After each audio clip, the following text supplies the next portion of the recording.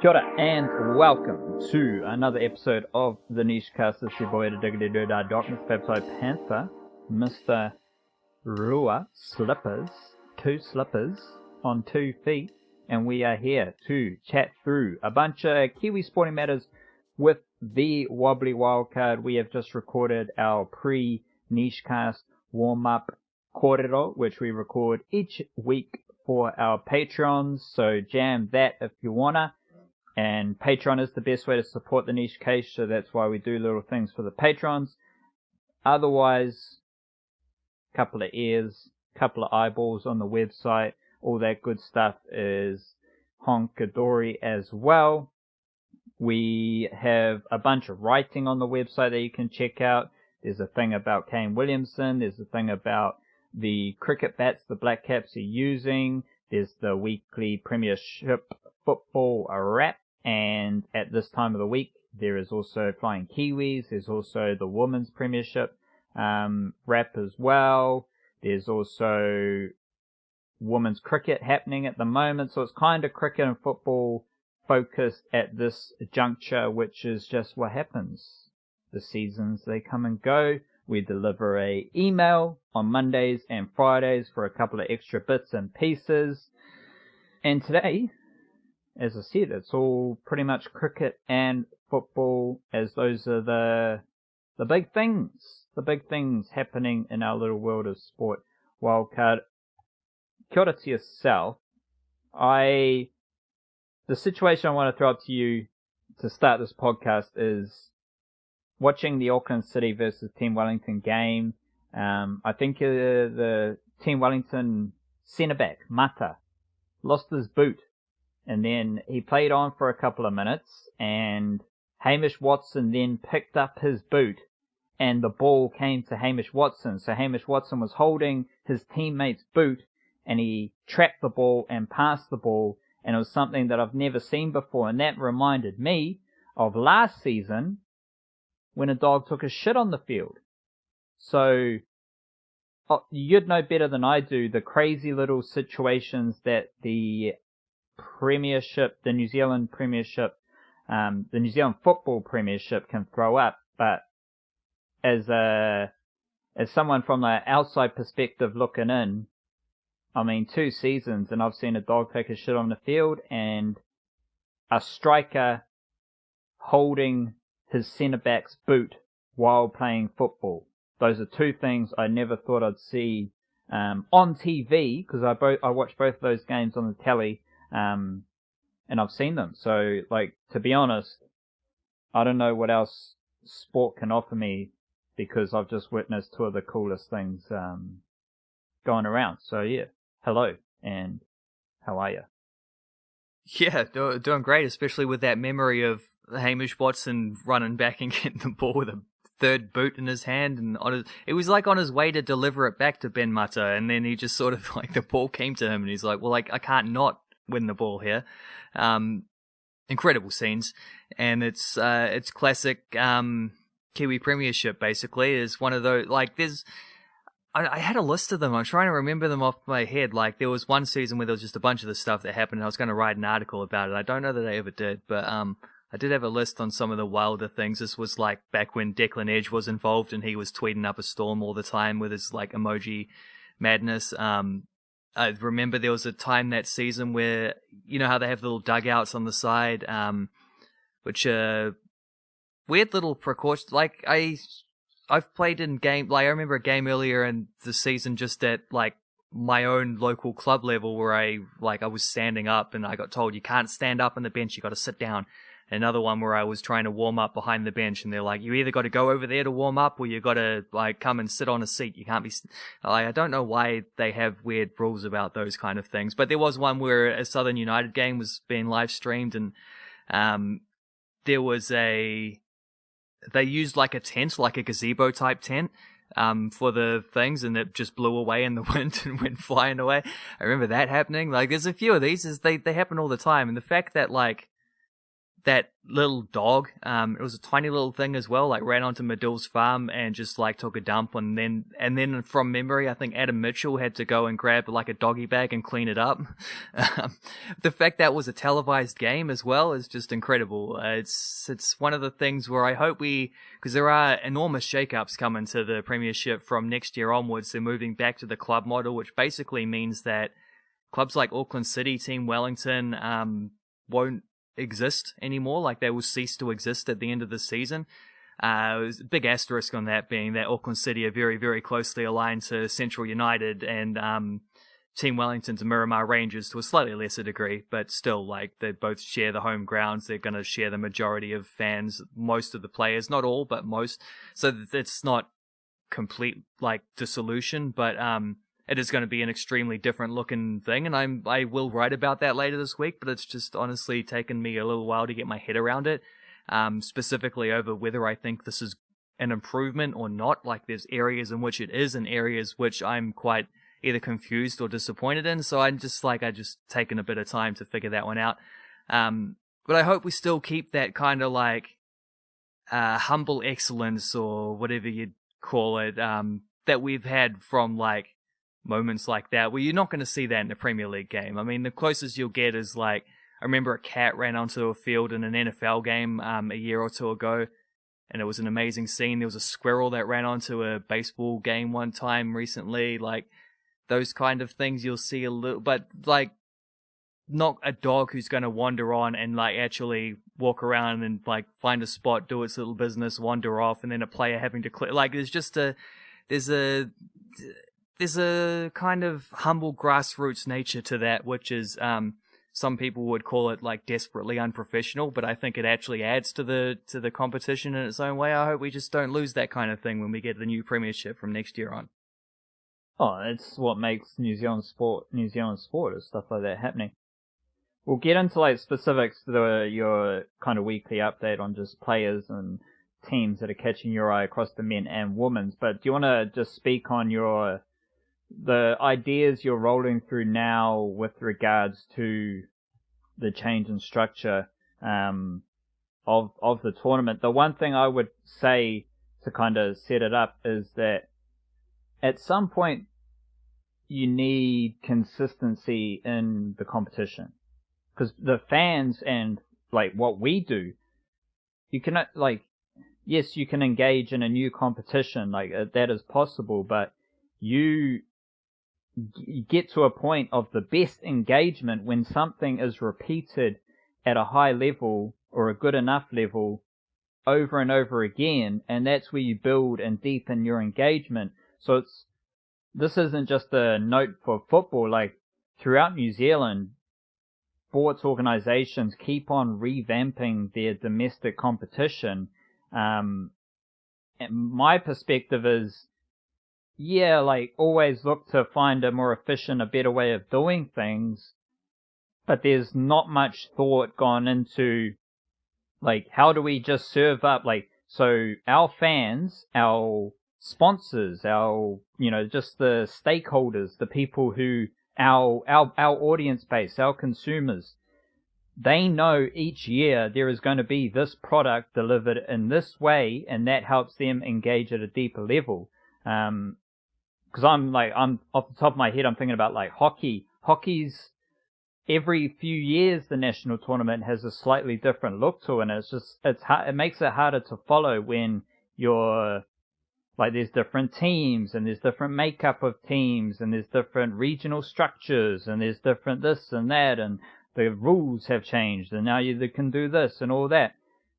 How about you just serve up the minimum base product around the same? Obviously 2020 makes it hard with timing and stuff like that, but regardless of 2020, how about you just deliver the minimum base product the same time of year for a couple years and go from there? Because otherwise you're just kind of alienating your fan base, and it's just a weird thing that's happening in Kiwi sport, and it's a very, like, because you do want to look for the most efficient way to do things. You do want to find a better way to deliver the national competitions, and for a lot of these national competitions, they've come off a period where no one really gave a shit about them.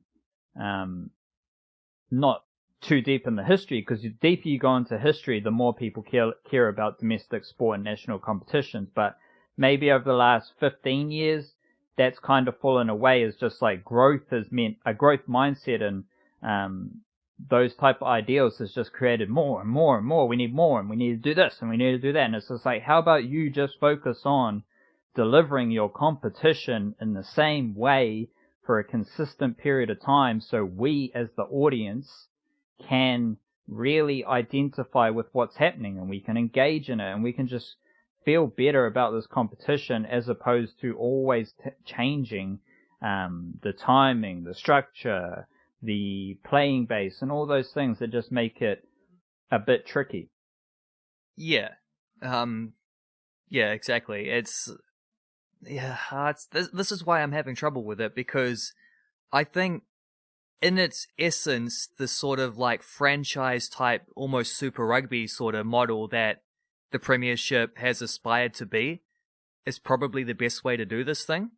It means you get all of the best players should be scooped up by whatever their closest team is, or, you know, whichever team they choose to sign with if they're recruited or whatever. It should mean the strongest competition, and it should mean like the best representation of what Kiwi football at this level ought to be. But New Zealand football have long since compromised that idea by like, and it's not entirely through their own problems, like, as well. There's already a couple of club teams that are competing in Eastern Suburbs, Hamilton Wanderers as well. Both of them have Winter League teams. Like, it's a compromise that had already been, so, which is why the whole competition was in a vulnerable state, is because of these compromises. Like, ideally, if you're going to do this properly, you should have like something closer to what the women's competition has done with like federations, where you have like Capital Football, Central Football, Auckland Football, Northern Football, Canterbury, Southern. Is there someone else I'm forgetting, or no? I think that's it. Like, they wrap up sort of roundups of the regions being represented. Whereas in the men's competition, they sort of started trying to do that, and like the Waikato Bay of Plenty team decided, did I say Waibop for the women's? They're one of them as well. Like, their men's team disappeared, and how do we get a Waikato presence in here? Hamilton Wanderers pop up as a club team, or what does that do for a team like Melville, who's their close rivals? They're not playing summer league. They don't seem to be able to get that opportunity, you know, like, and the Manawatu team disappeared, and there's just no one from around there. And then you've seen like just these franchises don't get the level of investment they should from the local fans. I think club football in many ways is just bigger than the National League, which clearly is not how it should be. Hawke's Bay United over the last couple of years have basically just become Napier City Rovers under a different shape, and it's not too dissimilar with like Canterbury and Cashmere Tech, Team Wellington, Miramar. The Ole Academy guys at Western Suburbs just like get diluted out to different teams every season, and it's literally a different team every season as well. Like, ideally you'd want them to just be in the same team together with guys they've always been playing with, would be preferable. So it's been put in a vulnerable state by that kind of compromised management, which is not entirely New Zealand football's problem. They allowed it to happen, but also, like, just for whatever reason, a lot of these franchises didn't get the interest. And there's like, right now, the best players aren't all playing National League for that reason. My problem is that when you go to the sort of Champions League based end of season competition that they're trying to, where like I think it's the top 4 teams in Auckland, Northern regions, the top 2, and so Auckland Northern includes the Waikato as well. So Hamilton would have to qualify back through that. I think it's the top 2 teams, or top 3 teams from Wellington, top 2 teams from the South Island area. I think a couple of those. Well, yeah, whatever. So, like, just the top performing clubs from the winter season will then qualify for this thing. I wonder if that's just going to lead us to another consolidation of power where, like, resources are like Central United just going to get better because of this. But I mean, there's already a lot of problems when it comes to how like there are players who get paid a lot more to play for winter season clubs than they do for National League. You shouldn't really be getting paid that much to play either, but I don't have a huge problem with there being at least some money in an amateur sport. Just like it is a sacrifice for players, they might as well get something out of it. And it's not a full-time job or anything, and a lot of them are, like, there's the joke about how a lot of players are employed as coaches so that they can be paid on a payroll, but also a lot of them actually do a lot of great coaching. Like, I think Gavin Coughlin, who's the starting striker, Irish fella for Canterbury United, I'm pretty sure he's like the director of player development or something like that for mainland football, which is like a legit full-time job doing for the football community in this area too. So, like, there's a snarkiness about that kind of thing and the way that sometimes it's treated, but also a lot of guys do a lot of good work. It's the better alignment with the winter season is clearly a good thing. You might as well go in one direction or the other rather than the half-assed model they got at the moment, and that does mean the end of Auckland City and Team Wellington, which is sad. It's sad, disappointing. I don't know that we're going to get a stronger product by this, though. I think we're going to have a weaker standard of football, to be honest. A lot of winter season coaches are often out there saying, like, the winter season standard is better than National League anyway. A part of that is because teams are just training for a lot longer. It's just you've got more opportunity to be better. I also think part of that is just like personal bias. I don't know that it's necessarily true. I don't think there's any, like, Auckland City had beat any club team out there. Might be a couple of them that could give them a run, especially at the moment where Auckland City aren't looking at their very best right now. But there will be, like, because this means that players are affiliated with their winter clubs the whole way through. I don't know if that doesn't chuck in the cat amongst the pigeons with the transfer windows, which might become even more difficult. Are players going to transfer to better teams because they want to play in the end of season tournament? Or will it just not be that much of a factor? I don't know. But there's also this aspect where they're cutting the foreign player limit by 1 down to, I think, 4 plus an Oceania player bonus if you want. So I don't know that there's too many clubs. I'd have to look into the starting lineups, but I don't think there's too many clubs that actually exceed that anyway, especially when you consider that a lot of the foreign players that are playing at the moment anyway, obviously this year is a little bit of an exception. There are fewer international players than normal, which is, fine, whatever, but the ones who are hanging around are the guys who are permanent residents, so I think a lot of them might qualify as locals anyway at this point.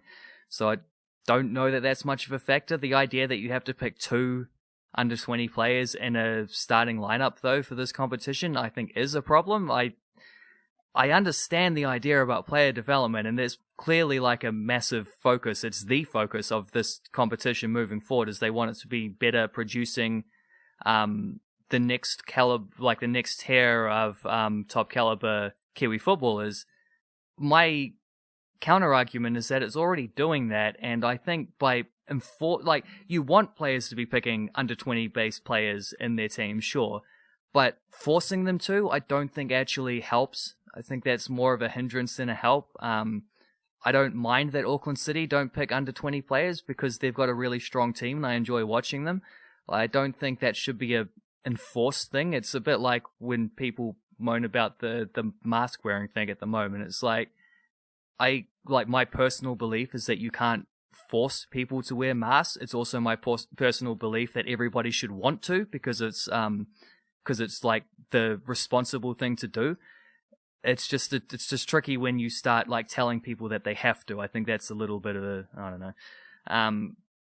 And also, it's a lot of the guys at that age are already looking overseas. I don't know. I just think that's a bit of a weird one to be pushing. But most of all, because of the fact that this is still going to be the National League this is going to be to find the best club in the country, and you're undermining the overall performance by putting restrictions on how teams can pick their squads. I just think there still needs to be some reverence for the fact that this is the top standard of football in the country. I think you can't take the competition aspect out of it and be like, we're focusing mostly on player development though, because that's not what this is. This is the National League. So I have concerns about that as well. But as I say, this competition wasn't already it was already not functioning to the capacity it should have been, and this does lead to the kind of alignment where, for example, like Papatoa United could be playing in the National League conceivably. They'd have to get a whole bunch of promotions, but it's like there is actually a pathway in the same way that like I don't know, pick your non-league English football side. They could, presumably, it's basically impossible because of the level of investment that would take, but theoretically, it is possible. You get a couple promotions, you get a couple more promotions on top of that, and you're in the Premier League, and then do well enough there, you're in the Champions League. It is, in theory, a thing that can happen. There is a pathway there. So that kind of alignment is probably a good thing. It's tricky because of the conflicting nature of the winter and summer leagues. This is probably the best way to do that in an aligned way, is to have this kind of Champions League type format. It's certainly a shitload better than what they were trying to do whenever it was at the start of this year or whatever, when they had that idea about, what we're going to do is we're going to have it as like a promotion relegation with the other national leagues, and we're going to have it done over 3 years, so your cumulative performances over 3 seasons will decide who gets relegated, but there's restrictions because you have to have teams from each thing. It was just an enormously stupid compromise, and it's funny that nobody's talking about that anymore in the wake of the new stuff, because clearly they decided to throw that one out and just like burn it and forget it ever happened. But yeah, I don't know. Have you got like thoughts on any of that? Because I'm still kind of formulating my opinions on this and what exactly I think about it. No, none at all, because I've just watched football change throughout, like, my lifetime. It's just always, the only constant is changing the competition structures. And to be honest, the whole football landscape to me makes no sense. Like, just how, like what you're saying about how there's the regional element in the women's game, and, like, none of that's present in the men's game.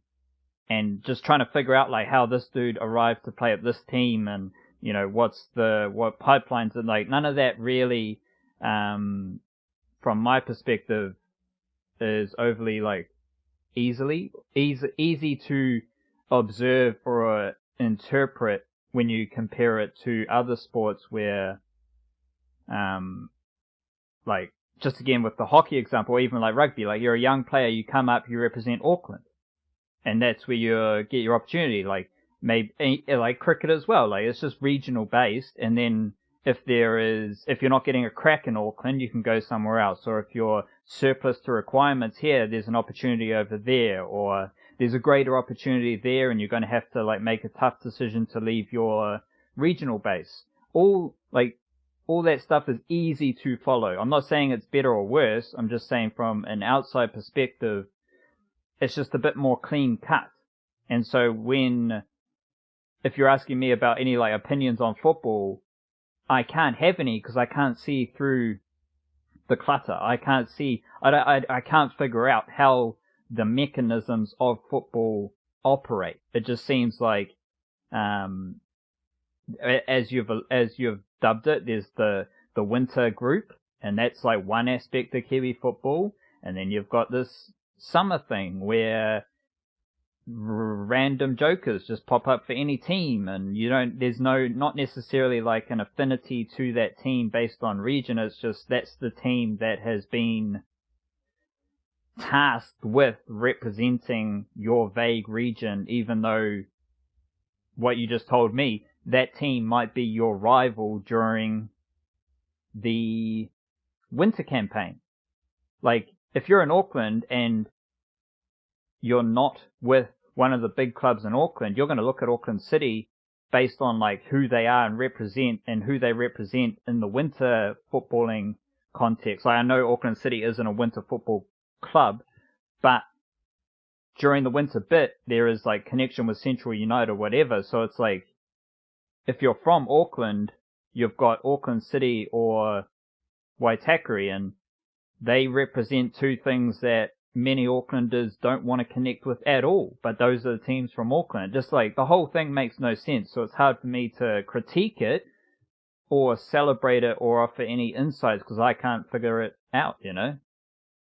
Well, yeah, you said whether, like you said, you weren't making judgments on whether the sort of franchisey type thing is better or worse. I think it's definitely better, but there's a couple aspects, and like the player development thing was the major thing that was focused on, but it can't be slept on that New Zealand football also emphasized the idea of sustainability and wanting to do audits on how players are being paid and whatever. I think you're barking up the tree you'll never be able to climb. Mixing metaphors now, but you're not going to solve that problem. Is creative accounting. If there's one thing professional sports have taught us, is that creative accounting works a whole lot faster than the lawyers do. So, and what's the point? Like, there's no need to police that at this level. Like, well, not still, really, no.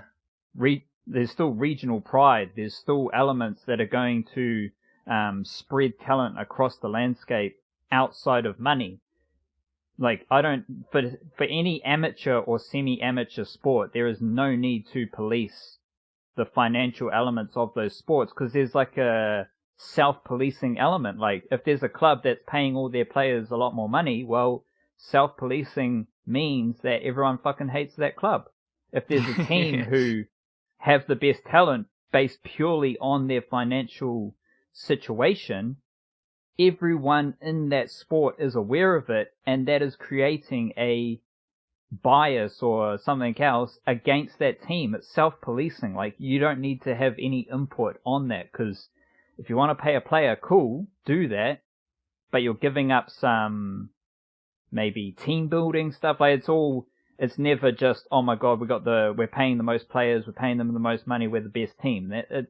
Sometimes it works out like that, but it's not always. So at that level, just self-police it. Everyone can see who the dickheads are, everyone can see who the hustlers are. Like, it's all there. Yeah, at that level being the key phrase, because like that might work in the Champions League where the richest clubs tend to like over and over be the clubs competing for those trophies. Every now and then you get a team from a slightly lower tier, but even like Ajax making the semi-finals, or RB's Leipzig or someone like that, both of them have made like or Monaco before them, like all of them have made little fairy tale runs. So these are still like hundreds of millions of dollars involved in like the existences of those clubs each year. So it's not like that's but anyway, like at this level, for example, not to pick on Central United, but if they were to be paying a lot of money to certain players because of the Auckland City connection thing, like to keep some of those guys around, A, like you say, self-policing, and B, as like just to add to that, those players are still going to leave to go overseas if they get a better offer there or whatever, and you're investing in a sort of mercenary type culture. It's not necessarily, like, I just don't think that talent distribution in domestic New Zealand football, amateur / semi-pro, whatever technicality you choose to go with, I just don't think it matters. Like, I don't think the caliber of players you can buy are enough to like, it's any advantage over like Western suburbs having raised up guys through their own personal academy for several, since they were kids, basically. I think that is a bigger advantage than what any team who chose to spend a lot of money on players would do. But there is a focus on sustainability, and I think a lot of clubs do spend more than they can afford, or they rely on like benefactors, you know, the old boys at the club with a lot of money. They'll pay for certain things. That's always been a factor, though. I don't see that disappearing, and as like I say, creative accounting is going to figure that out. As far as the lack of clarity goes as well, I think that is a major advantage of this. You will at least get some alignment. It will make a lot more sense. But I think, I think that comes at the detriment of the standard of the league. And if you're going by club, there'll be a lot of very good players, a lot of very good clubs who don't make the 10-team competition at the end of the year. And therefore we won't see them in that national spotlight. It just seems like one of the biggest problems here, and the reason this has led to all of this as well, is just that, like, I don't know that the overall football scene never really bought into the National League thing. There's just always been criticism from Winter League coaches and players about the standard of the National League. It's like, well, what are you doing to help though? Like, you're not improving it by sitting back and just chipping away. And now a lot of those people probably have their money where their mouth is now, and maybe that's a good thing. Maybe it works out. I don't know, but there has been a rivalry between winter and summer.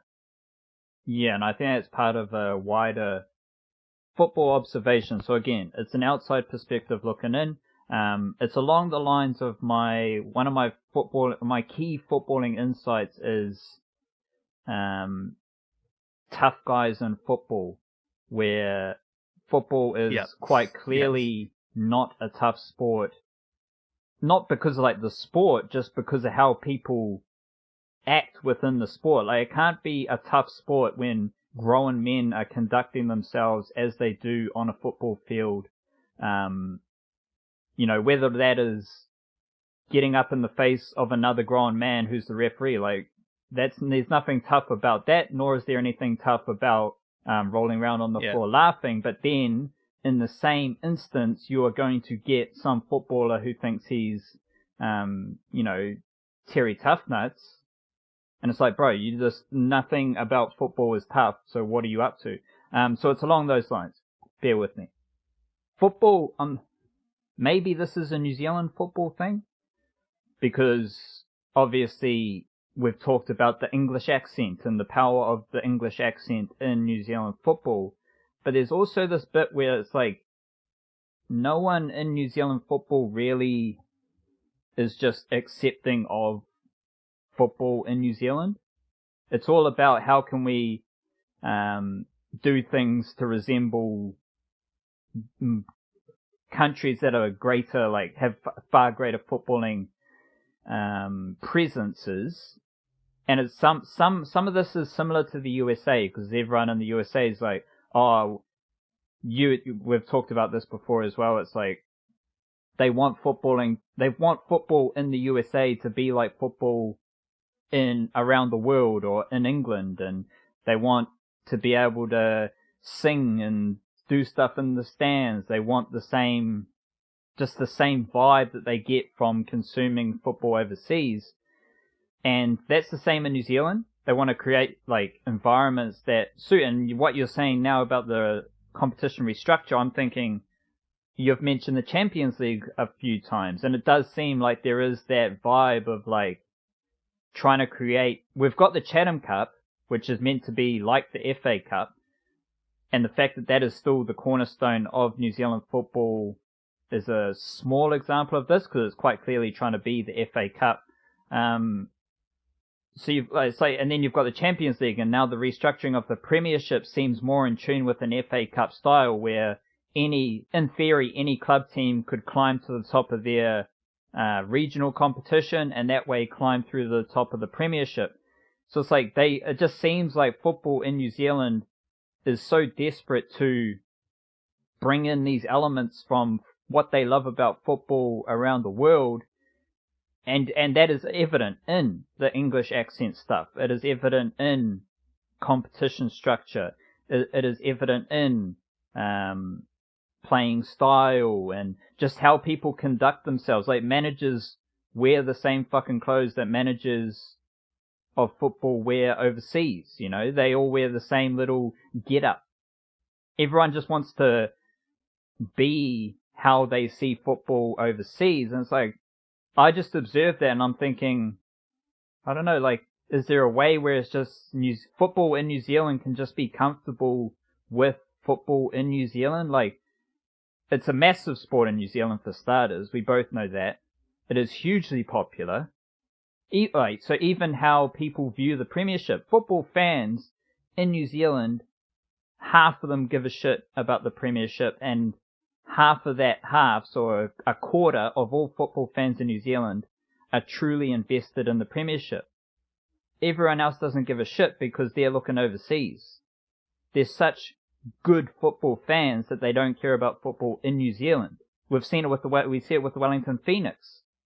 Many football fans in New Zealand can't bring themselves to support the Wellington Phoenix because it's football in New Zealand and that's below them. It's just like, in my mind, I just don't the better way, and the better way because it's like so good, is just, no, this is how New Zealand does football. This is who we are, and we just enjoy football the way we want to do football. We don't care about, we're fans of football, so we know what's happening in the world. We know the best teams. Yeah, I've supported that team for a long time. But that is part of me being a Kiwi football person. So that means I support football in New Zealand. That means I am engaged in football in New Zealand. That means I am comfortable with a dog taking a shit on a football field. Like, those things, we celebrate that stuff because it is what New Zealand football is all about. Like, there's a certain style of football in New Zealand. There's like, it's our culture. We're New Zealand. Like, it's just all those elements come together to create just the identity of Kiwi football. But I guess what I'm ultimately getting at is no one within, like, not New Zealand football, because that's the organisation, but no one within football in New Zealand appears to be accepting or comfortable with football in New Zealand, because they don't show it. Like, they don't show their fandom for football in New Zealand. It's only maybe this is a product of it, it's only the sporadic all-whites game that is hosted in New Zealand where you see thousands of Kiwis supporting the all-whites that you actually feel as though the football community in New Zealand actually loves football, like, from New Zealand. In every other way, it just seems like football fans in New Zealand hate football in New Zealand because they're always looking somewhere else, or they're always trying to change it. And it's just like, bro, just get more in tune with football in New Zealand. Celebrate football in New Zealand. Celebrate how we play football. Like, does that resonate with you as someone, like, deeply ingrained in the football community here?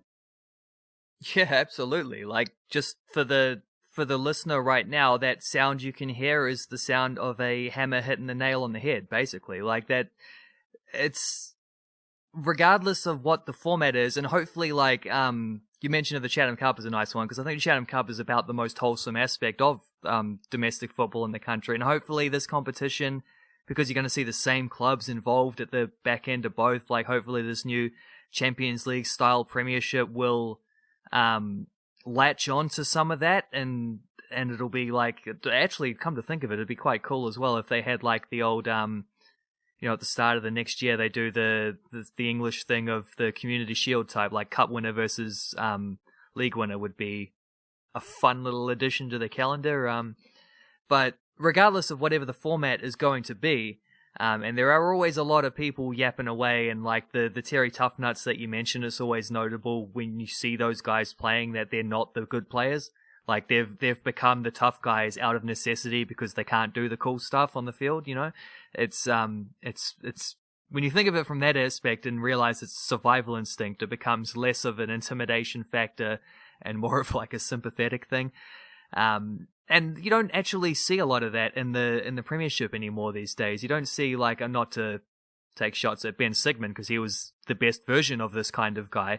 But he did do an absolutely disgusting tackle in an international game against, was it Saudi Arabia or something one time? But, like, you don't see that type of player anymore. Like, even someone like Ben Matto we mentioned earlier, like, 15 years ago even, he might have been that kind of guy. Nowadays, he's a ball-playing centre-back at the back for, like, Team Wellington. He's big and he's going to win a lot of challenges in the air, but he's also very good with the ball at his feet, you know what I mean? Like, it's hopefully an aspect that's filtering away from the sport, at least amongst the playing crew of the sport. You still have a lot of those people with very loud voices within the community, which is the problem, because point that I come around to is, regardless of whatever the format is going to be, like, even this, like, people who've been calling for this kind of alignment, it's not going to work unless it gets, like, majority emotional investment from the football community. Like, people got to stop bickering back and forth and trying to argue for their own self-interests at the expense of the overall community, and just, as you say, like, actually be, like, take yourself out of the picture and put the community first and try to make the most of something, rather than how can I benefit from this, and how can like my own interests be improved and whatever. And there's just so much of that where it's like whenever you hear someone talk, certain names who are always going to be interviewed, and it's a long list, so it's not like I'm taking shots at any individuals here. It's a long list of the type of people who get chatted to in newspaper articles, radio interviews, TV spots, and whatever. And you always know what they're going to say before they open their mouths because they represent a certain type of thinking. And there's different types of this, but it's still not.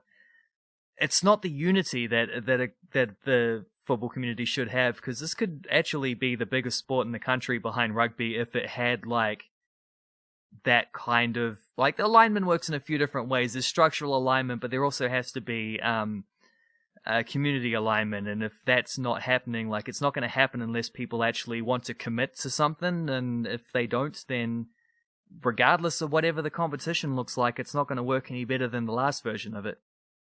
Another small observation. Basically apart from the Ole Academy was kind of, to me was one of the first, but a lot of those football academies, they're named after an individual. They are based on an individual, as opposed to the Auckland Football Academy. Yeah. Winton Rufer, Paul Eiffel, etc. Yeah, like it's not like there's a community. Like, just to get back to the disjointed thing, and maybe it's a bit of the selfishness. Ricky Herbert as well, sorry. Yeah, a bit of selfishness within the community, or just showing how disjointed everything is. Most other sports, they have like regionally based academies run by that region. And they just deliver the best coaching, the best academy stuff, and obviously now you're getting more into nutrition and well-being and stuff like that. All of that is provided by the region, the regional organization, most of the time. I'm not tuned into what's happening in fucking Oamaru or whatever, but generally speaking. Whereas also generally speaking, just the football academies I know are based on an individual who has decided to set up a football academy, of course with the help of other people, but it's their own entity. And then they might combine that entity with a club, but that's only when maybe the financials are in order, or it just suits them to align their academy with a club. So now that club is set up with an academy, and it's a very self-serving cycle. So those are all pretty interesting. Now I'm just thinking about like the structural landscape of Kiwi sport across New Zealand, but we don't need to go too deep into that route. But as just like a quick answer, is there some truth to just that idea? Like, would you say, but this is just an easy way to frame it, would you say that there are more football academies started by an individual than collective academies in New Zealand? I don't know about more. It's tricky to say because, like, I know the Ricky Herbert one has obviously big links in sort of North Waikato, because that's where Ricky lives, through a lot of South and East Auckland clubs in particular, and then also there's a big presence in Northland. Well, not a big presence, but there is certainly a presence in Northland. Like, so they're able to get out to different places, and they, for whatever reason, have funding and they're able to pay coaches and stuff as well. So that's like all helpful for that matter. And you get players that cross over between them. So I mean, whether there's more of them, it's undeniable that more of the better players are coming through these type of avenues. It's a bit early for Ricky Herbert, but certainly like Ole Academy, which were definitely like upstarts when they started. Declan Edge wasn't the first. There was some fellow who's sort of started it and they kind of latched onto it. And then that grew into what that has grown into. And it's not a surprise that they're producing the best players in the country, because they're like giving them the best environment to become the best players as well. And it's Wellington Phoenix Academy is the only one that can really compete with that, and they're working on a different sort of charter, because they've got the ultimate aim of, like, yes, they want to produce professional footballers. There, a lot of guys go from there to colleges in the United States. But ultimately, the aim of the Wellington Phoenix is to bring players through to their first team, like to be playing A-League football in the way that Sarpreet Singh did, Libby Kikache, Sam Sutton and Ben Wayne at the moment. There's a few more that are hopefully not too far behind them as well in the next season or two, you know, but there's only a few of them that can make it, so obviously you want to be providing footballers, like just as many players as come through as possible. And it's all like Joe Bell, obviously, for example, is a success story that the Phoenix Academy can fall back upon, even though he's never probably likely to play, certainly not anytime soon, for the Wellington Phoenix first team. Yeah, it's interesting to think about how that kind of landscape works, because it's on the one hand, there's the lack of structure and alignment probably through a lot of the regions has let this happen, but also the players who are willing to make the most sacrifices or whatever. And the big problem here that is obvious to point out is that when you come into private academies, money is a factor and fees, and that is going to price out a lot of players who might otherwise be very good. I know some of them are good at getting like grants and stuff for scholarships and whatever, but you're still going to miss a lot more than you catch in those nets.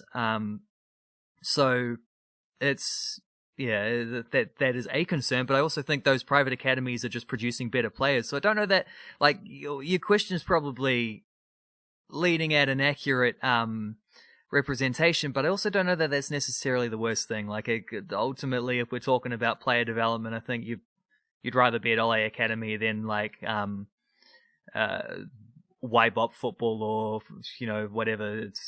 There's probably just a better situation just because of being able to be a little bit removed from the system. You know what I mean? But it's not about what's better. Like, there's just more. Yeah. Because you look around other sports, and there are less.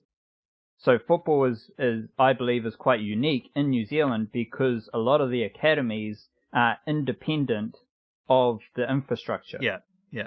And yes, they do align themselves with a club to like get into the infrastructure in a way, but like we're literally like the comparison to other sports is literally where most other sports, there are very few independent sports academies outside of the regional organizations. Like Canterbury Cricket will have a Canterbury Cricket Academy. It's not Todd Astle Cricket Academy in Canterbury, you know, like that doesn't. I'd pay for that one. Whether it is just the like one or two academies in football that are separate to, like Ole Academy isn't quite deep down that track because there's still like a collective organization that in some way, shape or form is in tune and is in alignment with the infrastructure around them. So they're a bit of a unique example.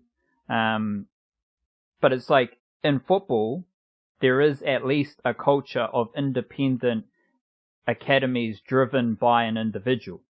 In most other sports across New Zealand, that is not the case. So it's not like I'm saying that there is like all these independent academies of football and that they are the devil. It's just that that's like, we're literally comparing it to other sports where every academy is based around, you know, Northland Hockey or Auckland Cricket or Wellington Basketball. Like those organizations oversee the academy and the development pathways of that region, whereas football, it's basically the wild, wild west. Like, if you want to set up an academy, there's so many other examples that you can do so, and there are so many examples you can look to make them financially viable. And like we grew up with the Winners Academy and stuff like that. Like, it just seems like that is far more rooted in football culture than other sports and those other sports cultures. But we got to keep it moving, Wildcard, because I want to actually say that I think your point there is like, if if those pathways, those academies, those whatever were being serviced by like the sort of structure that is by the machine itself, from New Zealand football on downwards, then these other ones wouldn't exist. Like whether they're too proliferated or any of the like, regardless of anything else about the fact that they exist at all is an example that there was a gap in the marketplace which wasn't being dealt with, like it wasn't being tended to. Like that's why these things happen. So the fact that there's a lot of like footballers with big names getting involved probably also it wouldn't be too hard to tie that back into some of the sort of, I don't know if it's an inferiority complex or whatever it was that we were talking about before, but just that skepticism that a lot of New Zealand football communities have, where like, oh well, if Winton Roof is involved, then that's not so bad. But I don't trust Auckland football. I don't trust Northern football. I don't trust New Zealand football, sort of thing. Maybe there's a link there as well to be made that wouldn't be too hard. But yeah, the fact that they exist at all is definitely, you have to think like that's a case of there just was a gap in the football community that wasn't being tended to, and that's why these things happen. If you leave a big gap in your in your garden, something's going to grow, whether it's weeds or flowers or whatever, something's going to grow there. It's just because you're not planting anything. It's still fertile soil. And that's where the disjointed bit is, like... Absolutely, yeah. So, rightio. Well, what are give me a couple of your biggest yarns from the men's premiership. Whether it's a player, whether it's a team performance, you've written all about it, so you don't need to go full debrief. You've done your team of the week that you deliver in the Monday emails, so check that if you do love football. The Wildcard does his Premiership team of the week in the emails every Monday. What is top of mind for you with the Premiership? Yeah, it was an interesting week because we had 3 draws, and the only team that won was Canterbury United against Hawke's Bay United, which were 2 teams that had lost all 3 of their games leading up to this week. So it's a curious week where not a lot had changed in terms of the table. We're still sort of only 4 weeks in, so it's kind of setting itself up at that point. I think the point, like, Hamilton Wanderers continuing to, and they were mostly great against the Wellington Phoenix. They just had a lot of trouble getting the ball in the back of the net. They finally got one with a slightly dodgy penalty right at the end to draw 1-1. It was like a 94th minute equalizer from Tommy Semi at the penalty spot. So them continuing to grind things away has probably been the story of the season. But I think the point that kind of stands out is that game we were talking about earlier with Team Wellington and Auckland City, who are in their last days. They're not going to be around. It's the last chance either of those 2 franchises will have to win another title. They're the 2 dominant teams of the last decade in domestic Kiwi football, and they're coming to an end very soon. This is one of the last times those 2 teams will get to play each other. The game itself was sort of like, well, it's absolutely wild. There was another relatively soft penalty involved in that one. There was a goal that deflected off the back of someone's head and looped over a goalkeeper. There was a red card 21 minutes into the game, which obviously changed the entire complexion of what was to follow. Like, I don't think you'd necessarily take too many aspects from that, but neither of those 2 teams have actually really been particularly good this year, I don't think. And at a time where you're seeing with the Hamilton Wanderers and Eastern Suburbs both playing very, very good football, Waitakere have been a little bit up and down, but I think maybe it's a sign of things to come that the 2 teams that are basically extensions of Winter Club teams are actually the 2 best, not the 2 best, but the 2 form teams at the moment in the competition. Eastern Suburbs had to come back from 2-0 down against Waitakere to get a draw there, and did very well to do exactly that. But Team Wellington, they're unbeaten, but they've drawn 2 games, they've won 2 games. The 2 games they won, they scored last-minute winners, 89th minute winner in each of them. They've had a few injuries and unavailabilities, which doesn't help, but they're grinding out points, they're sticking on the ladder, but they're not playing anywhere near their potential, I think it's safe to say. I mean, their coach, Scott Hales, has said exactly that himself. And Auckland City, also not playing particularly well, also largely to do with injuries. They've had a few, like Logan Rogerson got injured in the first half of the first game. He's back now, scored 2 goals, showed exactly what they were missing. They lost Maya Bevan he moved to go to South Africa to turn professional, so Their top scorer from last year wasn't available. They had signed Mohamed Awad, who is an excellent creative attacking midfielder, but he had a concussion in pre-season, so he's only played twice off the bench so far. He's been very limited what he can offer. And Emiliano Tade might be out for the rest of the calendar year as well. He's missed 2 games, 3 games has he? I think 3 games. I think he might have only played the first game. And without his class and whatever, like just taken them over the top with his ability to score goals and create things, is they've looked pretty, not clueless, that's rough, but they just haven't had the same imagination they normally had. Still very good in the midfield, no dramas there, but just turning that possession into goals and chances has been limited, which is why Logan Rogerson was such a big boost coming back to them, and hopefully Awad will be able to play a lot more moving forward. But Auckland City, I mean, they just ground out a 1-0 win in their first game. They lost 1-0 to Hamilton in a game they had a lot of ball, but again, like Hamilton just roughed them up, played very good on the counter-attack, created enough of themselves to the 1-0 or 2-0, I have to check the things, to get the goals they needed, and Auckland City weren't particularly impressive in that one, and they weren't particularly impressive in beating, it was 2-0 to Hamilton in that game, yeah. So they won 1-0 against Eastern Suburbs with their goal coming from a penalty. Lost 2-0 to Hamilton Wanderers in a game they had a lot of possession and didn't create anywhere near enough chances, and got beaten by a team with a very good game plan for breaking them down. Beat Hawke's Bay United, who had lost their first 2 games, and they only won that game with a late winner. Again, not looking very good. And then here they have this 2-2 draw against Team Wellington. So they've actually, similar to Team Wellington, they've ground out a few results, but they haven't looked very good in doing so. And they've got Brian Kelsack suspended for next week now, and he's been probably their best player up until this point. But for them, it's more the fact of just the injuries they've had up front has really gutted them creatively, and maybe the fact that some of these guys are coming back now will help them. And this is just a blip on the radar, understandable, short preseason, and guys were injured. Of course, they're not going to be great. But yeah, to date, I don't think Team Wellington or Auckland City have looked particularly good. And it is a long season, but a long enough season that what happens in the first 4 weeks certainly doesn't define anything that follows it. But it's, early days in the last year that we'll get to see these teams. Not the best indication we've had of each of them so far. Righto. What about CJ Bott Wildcard? Who is she, and why is she relevant to our Flying Kiwis football discussion? Yeah, probably the most relevant of anyone. Michael Boxall's got an MLS playoff, conference finals, so effectively semi-finals, against Seattle coming up an hour or 2 time from when we're recording, so Flying Kiwis will be slightly later today, but it'll be out by the time anyone hears this podcast.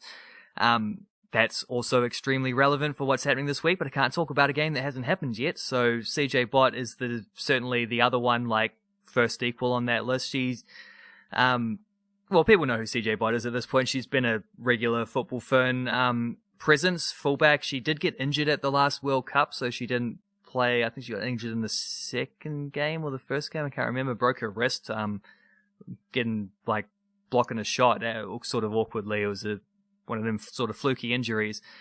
And maybe best known in a Football Ferns jersey for the goal she scored against Argentina in that tournament in Australia at the start of last year. Just a pile driver from a mile out. Just score the odd cheeky goal. She had been playing she went to Germany first, did a little bit there, went to Sweden, and then has moved this season to Norway, with a team called Vålerenga, who just won the Norwegian title. And it was a tricky one. They sort of had to wait 2 weeks longer than they meant to, because there was some COVID stuff, and the last round got delayed, and then there was an international break, and they came back. They just had to win they had to win, and that would basically wrap up the title for them. There was another team that was in the mix, but they would have to also win, and then win by 5 more goals than Vålerenga won by, which they didn't. They won 2-1. Vålerenga won 4-0, so did exactly what they needed to do. CJ Bott scored the 4th goal. She actually started this game. It was her first start of the season in a league game for this club. She missed most of the year, had knee surgery, so missed a lot of the campaign. But this is a team that is, I think they were second last year. There was the team that had won it. Don't know how to pronounce the name, so I won't try, but they had won, I think, 6 titles in a row. So, and then they didn't even finish in the top 4 this time. So it was big upset not upset as far as the season progressed, but it was certainly like a bit of a rarity for this team. And to win the title as they did, she played, I think, 4 times overall. She'd made 3 subs off the bench and played a little bit in their cup run as well. They've got a cup final coming up, and then in between that, like on either side of that cup final, bookending it, they've got Champions League round of 32 games. And CJ Bott had already scored in a Champions League qualifier earlier, and this is the first time this club has ever made the Champions League round proper, and that is coming up. I think the first game is on Friday this week, so there's that to look out for, and then there's the second leg a week later. Huge week therefore. Like in the space of 11 days, they've got their first ever Champions League appearance. They've got a league title which they managed to wrap up. They've got a cup final which they can hopefully win as well and do the double. It's the biggest week in this club's history, and CJ Bott coming to full fitness at the right time is ideal. She's not necessarily first choice because of how much time she's missed, but for that final thingy game, the league game, there was, because it came after an international break, they had a few Danish players in their team who had been away and had quarantine coming back, so she therefore got elevated to start, which is nice. She had started, I think, that Champions League qualifier she started that she scored in, so she's getting more and more prevalent there as that one goes along, and scored one of the goals in the game that wrapped up the title, so one of the players in the Flying Kiwis ranks who has slid under the radar quite a bit recently, but also one of the players who's just been quietly achieving pretty excellent things as well. So, shout out to CJ Bott. Big it up, CJ Bott. Any other notable Flying Kiwis that the people need to know about Wildcard? Well, Kevin Muscat got sacked. Coach who signed, if everyone knows who Kevin Muscat is, who signed Libby Kikache, they had 2 games in the last week against the 2 bottom teams, so the only 2 teams below them on the table. They conceded a last-minute equaliser to one of them and then lost to the other one, so that was enough of that. And old Muscat got shown exactly where the door was, but their first game under the interim boss, who was just the under-23s guy elevated, Kikache is still starting, playing 90 minutes at fullback, so I don't think there's any dramas. Like, I think he'd long since proved himself beyond that kind of like, Kevin Muscat is the A-League guy who, it's like the idea maybe that he might have been taking him under his wing kind of thing. Like, Kikache had long since outlived that. He settled in really nicely for a team that's struggling, and he was one of their better players. So it has been one of their better players for the last month or two. So I just don't think it affects him all that much. And I don't think that Kevin Muscat can be too upset when his team is sitting in the second to last in a relegation playoff spot. I think that's kind of, yes, you don't get a lot of opportunities. It's a ruthless world, football management, but you knew that coming into it. So I don't think you can really complain about that. But just a note to make that Kikache's situation is very unlikely to be affected by the fact that Kevin Muscat isn't there anymore. I just don't think that matters really as far as he goes. Rightio, let's swing over to Blackcaps Test Cricket. First of all, we've spoken a lot about Spark Sport, and I just want to say that based on that first test experience, the whole Spark Sport experience is on par, if not better, than Sky Sport, so shout out to Spark Sport. And while we're here, shout out to New Zealand Cricket as well, because they've done a far better job this summer of broadcasting their cricket. They've completely revamped their YouTube channel, and there's a lot more content, and it's just a lot better. So we do talk a lot of shit here, but it is with good reason, and credit where credit's due. Credit to Spark Sport for their coverage and everything around the Blackcaps. I enjoyed the viewing experience of the test, and shout out to New Zealand Cricket for their video content on YouTube, because once again, time of recording, got 2 Ford Trophy games here on the old YouTube page. So love it. Love a little bit of it. As far as the cricket goes, Wildcard, Kane Williamson, double century. Tom Latham scored some runs as well. And then it was just a fairly standard Blackcaps seam bowling performance against the touring team. There are plenty of little wrinkles of funk. I wrote about the balance of T20 cricket and Test cricket for Kane Williamson. There's this absence of ODI cricket at the moment, which is a bit of a bummer. And maybe Kane Williamson would have played, like, you'd know better than me, but he only played like 2 ODI games last summer, so he's probably looking at less than 5 ODI games over the course of a year or something for Kane Williamson. Maybe less than 3. So that's a bit of a bummer, but we're seeing excellence in a different way because Kane Williamson was very good in the IPL and has a pretty solid T20 international record, as well as returning from the IPL to score a Test double century.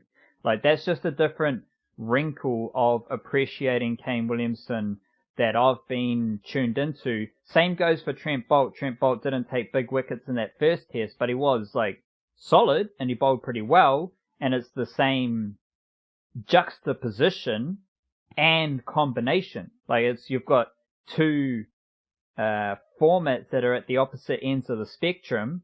However, the best players can combine the two and perform at a very high level across both. So that's kind of interesting. We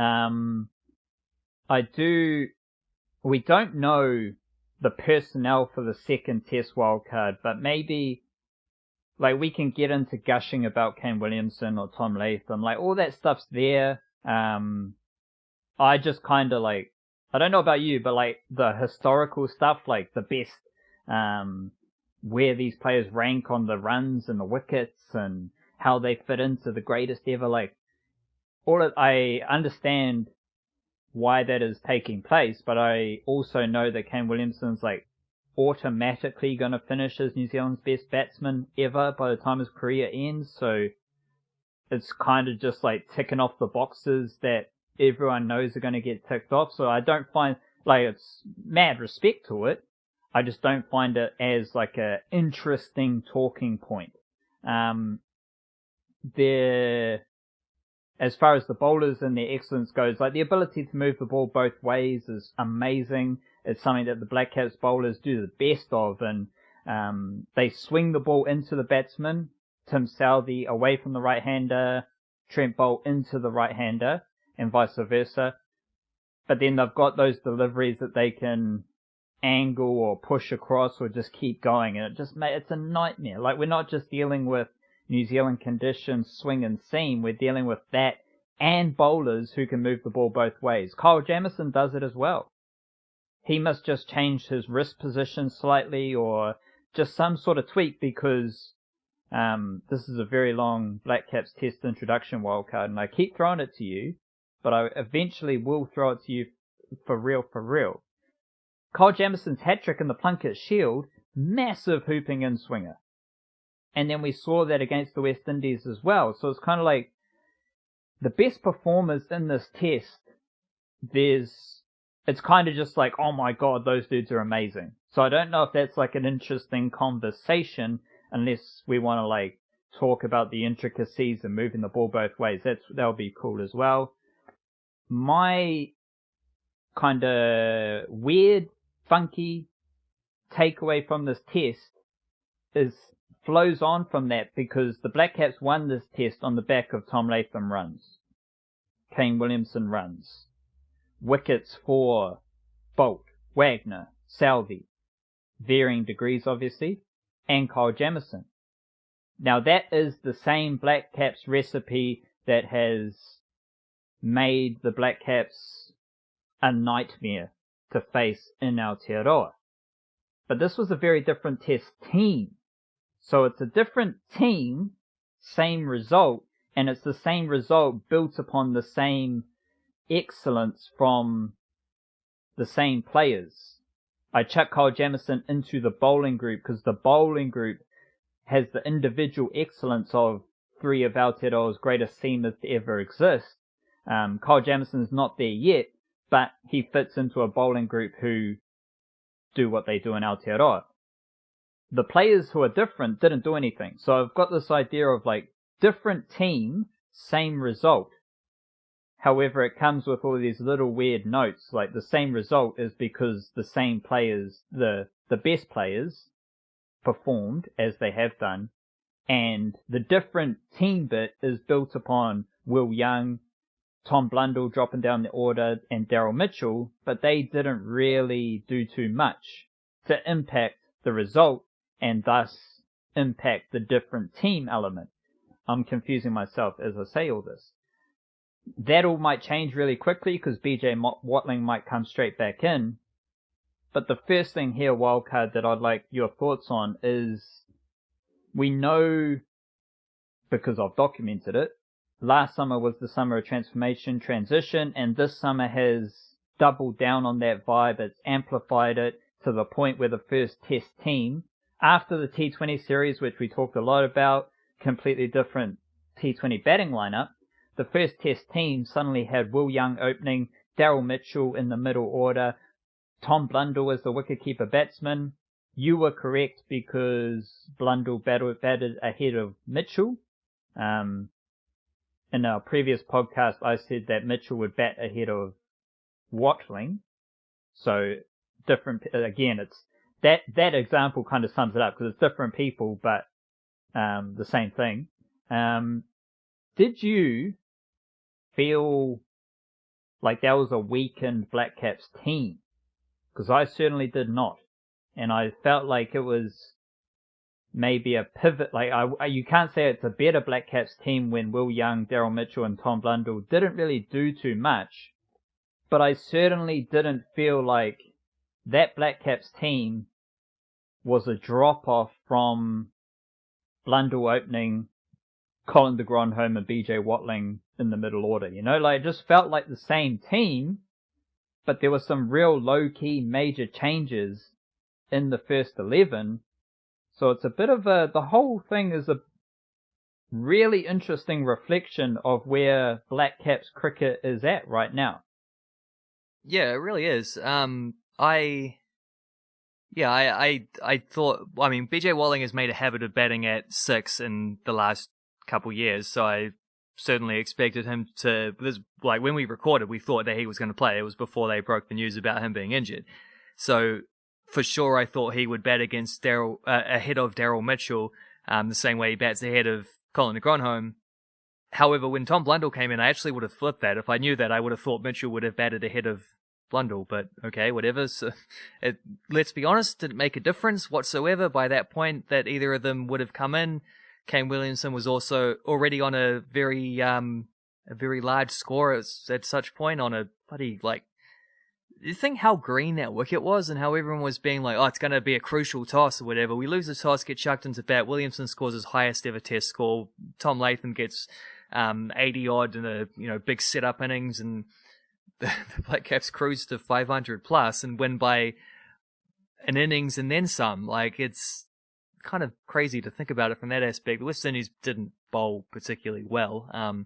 Maybe don't quite have the bowling lineup that they've got a lot of good seamers in that team, but maybe not the kind of seamers that want to play on juicy wickets. Maybe they want a little bit more pace and bounce in the wicket than what they were given. So I don't know if that played into it. They were bowling a little shorter than they should have, and you saw the Kiwis come in when they got their chance, pitching the ball up, letting it swing, letting it do its magic. And there was that, what was it, the evening session in day 2 where Brathwaite and Campbell both batted really well for a long time to survive out without the loss of a wicket, and that for most, like, what was it, 20 or 30 overs or something they had to bat for, and they did it nicely. Didn't score many runs, but that's not the point. You're setting yourself up for the day the next day to then cash in and score the runs, and then the next day comes along and they're both out early, and then the next guy's out early, and then they're like 20, like they've lost like 3 wickets for 20 runs or something like that. And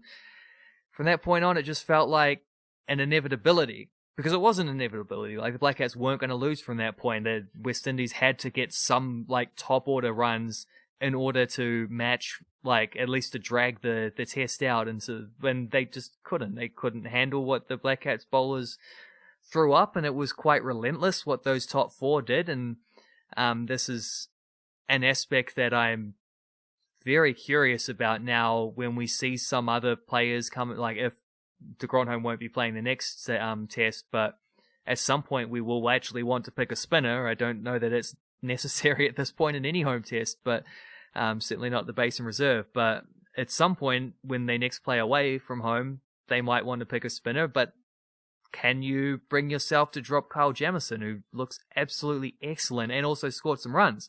So does that mean a spinner comes in for Jamieson? Does it mean a spinner comes in for one of the other, like the big three bowlers? Because you're not dropping Wagner when he's been your best test bowler over the last 3 or 4 years. Tim Southey's actually, like, he's the guy who's most recently been left out of a team of those three for, like, non-injury reasons, but he's genuinely outperformed Trent Boult in test matches over the last year or two as well. So would you drop Trent Boult? But he's widely perceived as your best bowler. So would you therefore drop Colin de Grandhomme and say, well, Kyle Jamieson has a test match 50 and a couple 40s already. We really like what he can offer with the bat. A lot of those runs coming in favourable situations. Certainly the one in this test against India, I think he's battled a little tougher in those ones, a little more important, some of the runs he scored there, but still, you come in where you come in. That's not your fault.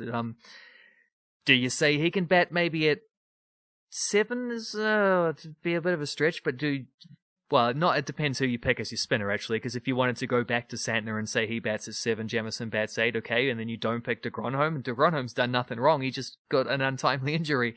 Or do you, I don't know, do you just not pick spinners?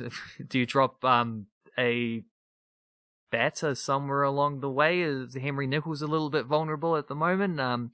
He certainly is a little bit vulnerable. It's like 13 innings or something without passing 50 in test matches.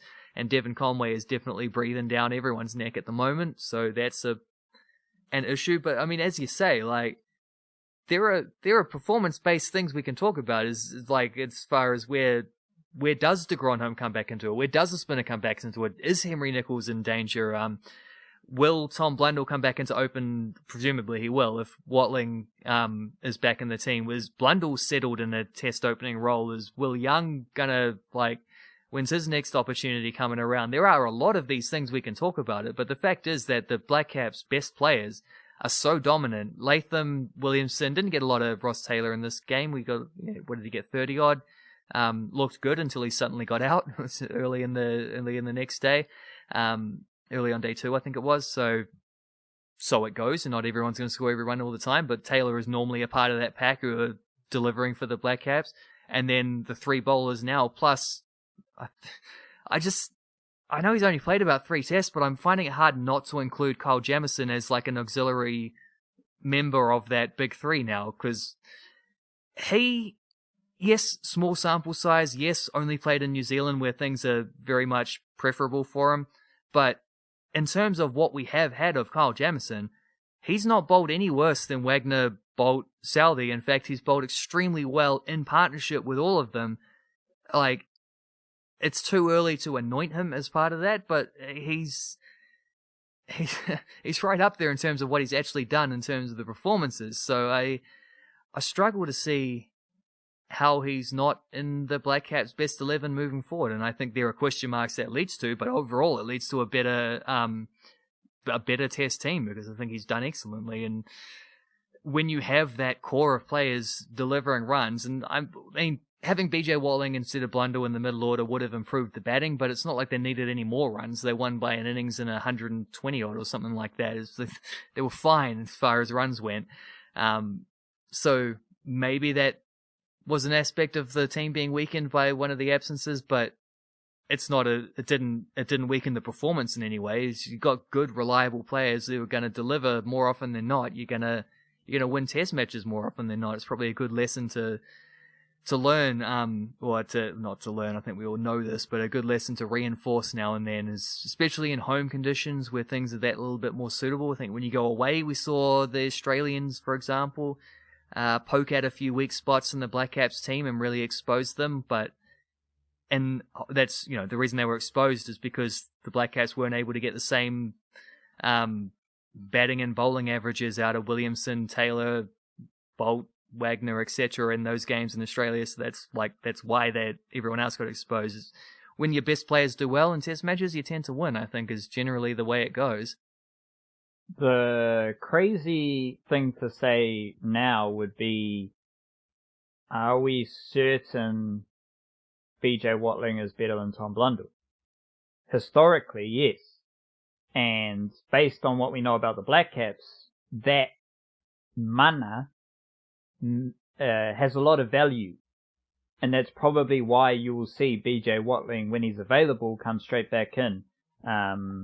Whether that is to replace Blundell or to put Blundell at the top of the order and then Will Young drops out, because there is the situation with Kane Williamson expecting a baby as well, which, I don't want to I'm pushing this narrative a lot because it is happening.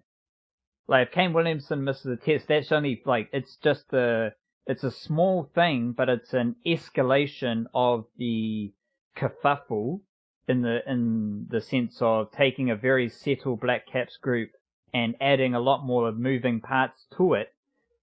That's kind of the escalation just within, test to test. So I'm certain that we are in the midst of some very interesting Blackcaps times, and that's just what I'm trying to document and portray. You said the batting lineup would be a lot more stronger with BJ Watling there ahead of Tom Blundell. If we're talking about Henry Nicholls not scoring too many runs of late, BJ Watling didn't do anything after the England series, which I believe is when So that encompasses the trip to Australia and then coming back to play India, right? Yeah, but I think that also aligns with Henry Nicholls. Yeah, it would. 13 innings would be about that stretch, yeah. Yeah, so if anyone's talking about Henry Nicholls being out of touch or, needing runs because of this or that, it's the same situation for BJ Watling, because, yes, BJ Watling was at his best against England to start last summer, but everything dropped away pretty quickly. So he scored 105. He had a good series in Sri Lanka. He had 77 and a century, 105 not out. Then against England, he had 205 and 55. 3 tests versus Australia, 6 innings, highest score of 40, second highest score of 22. And then against India, he batted twice for 14 and 0. Henry Nicholls, series versus England, it's a bit longer for Henry Nicholls, because he didn't do too much against Sri Lanka, then he didn't do too much against England, and then it just kind of continued on from there. It would take further escalation for Henry Nicholls to lose his spot. I think that's just the ups and downs of Test cricket that Henry Nicholls is working through. As for BJ Watling, it's a slightly different situation because he is a bit older and he is, I don't want to sound ageist, but it just feels like a different situation. And you also have Tom Blundell, who might be as good a wicketkeeper as BJ Watling, and I don't think you can say BJ Watling's better than Tom Blundell or Tom Blundell's better than BJ Watling, because they do very different roles with the bat. Even though they have both opened in Test cricket, which is a bit of a mindfuck as well. Blundell's a bit more expressive. He's a bit more of a attacking wicketkeeper batsman. So insert Gilchrist, MS Dhoni, Brendan McCullum. He's more of that type, whereas BJ Watling's BJ fucking Watling. He bats how he bats, he operates how he operates, but they are very different. Are you certain that we are going to see BJ Watling play another 3+ tests in his career? Yeah, I'd say I'm certain of that. I don't disagree with the fact that there's a vulnerability there that hasn't been there in the past. BJ Watling actually hadn't scored a century in Test matches for about 3 years before he got that 100 in Sri Lanka, and then he scored a double 100 the very next innings. So there was certainly a bit of a question mark about him at that point. And since then, I think he would have batted 9 times for an average of 19. So yeah, there is maybe just not quite the same grinding out of runs that he had been doing in the McCullum era of recently. But I think the reason Watling's a little more sketchy than he has been in the past isn't so much about his runs, because I think at this point you give him the benefit of the doubt anyway. He did score a double 100 last summer. He's clearly an important part of the leadership group as well, and all that kind of jazz. It's just purely his age that makes me think that there is a question to be asked here, because he is 35.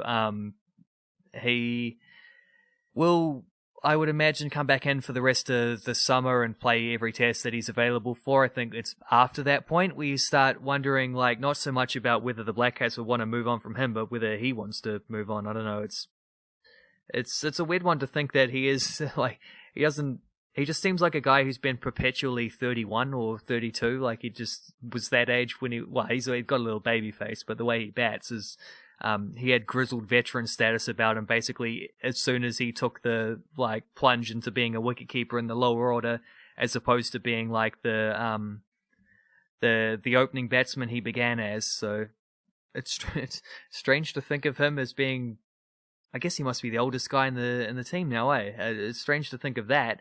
But there is obviously also, you can't not be aware that, Ross Taylor obviously is a year older than him, but you can't not be thinking about what these guys might do if they were to retire, because as we're saying, there is a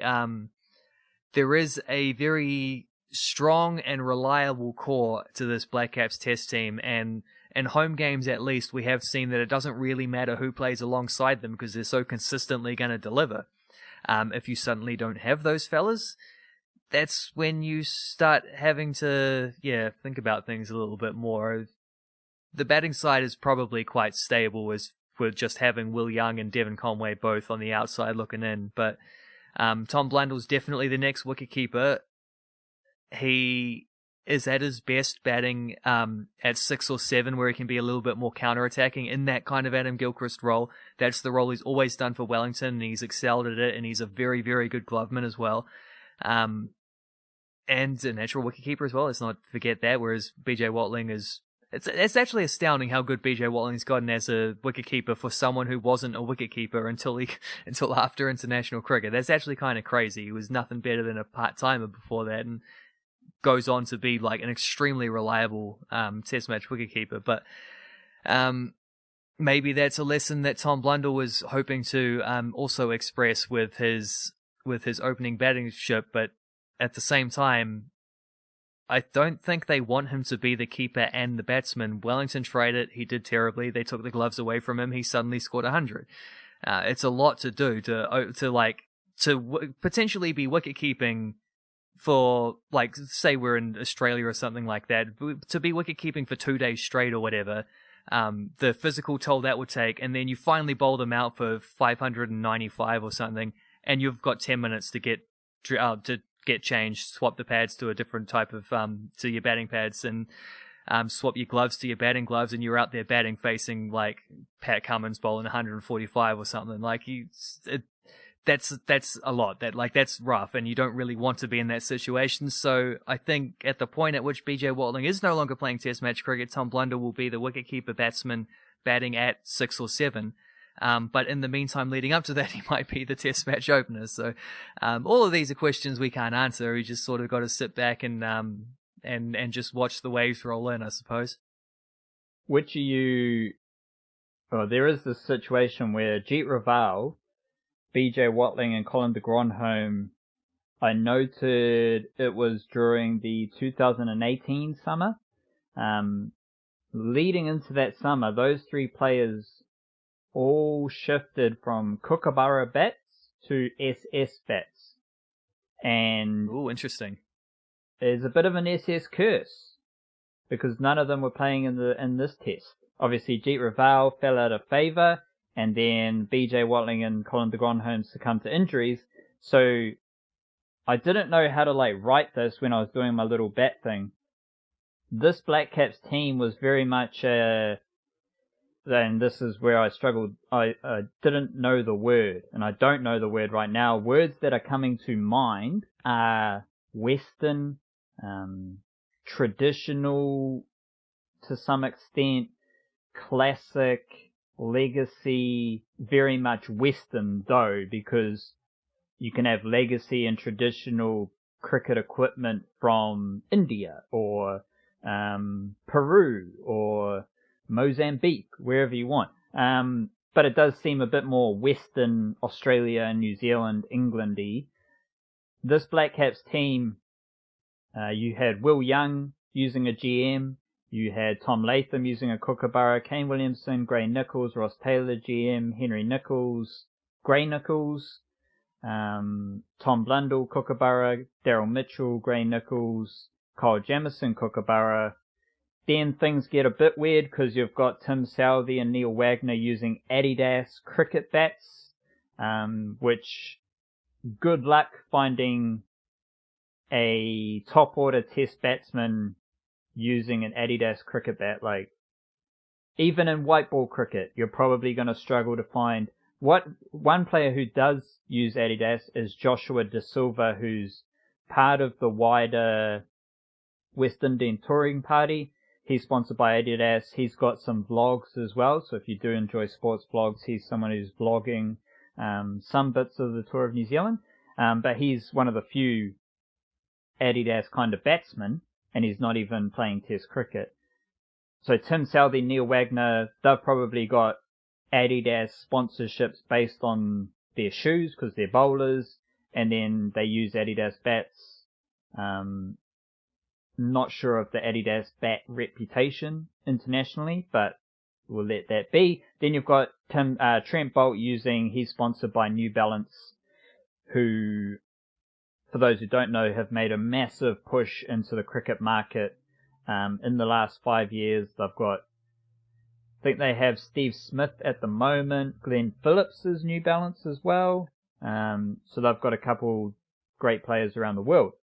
But it was a very different look to the Blackcaps bats because they were very those kind of Western brands, GM, Gray Nichols, Kookaburra, and what was the other one? I think it was just those three. So that was kind of interesting. And then the SS Curse is also interesting. Just off the top of my head, other bats people are using, Colin Munro uses I think it's DCS. DSC, yeah. I was just looking it up because you're DSC? saying that, and I was wondering if Colin Munro might be swept into the curse. And there's pictures of him with the New Balance, and there's pictures of him with the DSC. I don't even know what. I actually was going to ask you because I've never heard of DSC. Yeah, so what usually happens is that those brands, a DSC or a SS, they just come in with more money. And so that I'm not sure what the difference in money is, but if you're so Jeet Raval, BJ Watling, Colin de Grandhomme, they were all using Kookaburra, so one would assume that their deals with SS were Kookaburra contract comes to an end, and then they're either Kookaburra don't look to renew that contract, and or SS comes in with a bigger contract. So that's how it would be for those lesser known brands SS, SG, which I think Jason Holder uses, SG, and then you've got the DSC as well. As far as another cool little note there is that Ross Taylor's obviously got a special Players Edition GM range, which a couple players do have Players Edition, but the way they're kind of marketed and the way they're positioned on the websites and labeled and stuff like that, for GM you're looking at Ross Taylor and Ben Stokes as the leading kind of figures for GM. When you think about it, Ben Stokes used to be New Balance, and then I think he lost his sponsorship when a lot of his dramas were happening. Gets over those dramas, now he's a poster boy for GM. Kane Williamson obviously has his own signature Grey Nichols range. I think he is onto the Delta model. Now for Grey Nichols, he used to be using the Max with 2 X's. And Henry Nichols also does appear to have a Player's Edition Grey Nichols bat as well. Tom Latham, you'll notice the three Kookaburra Players wildcard.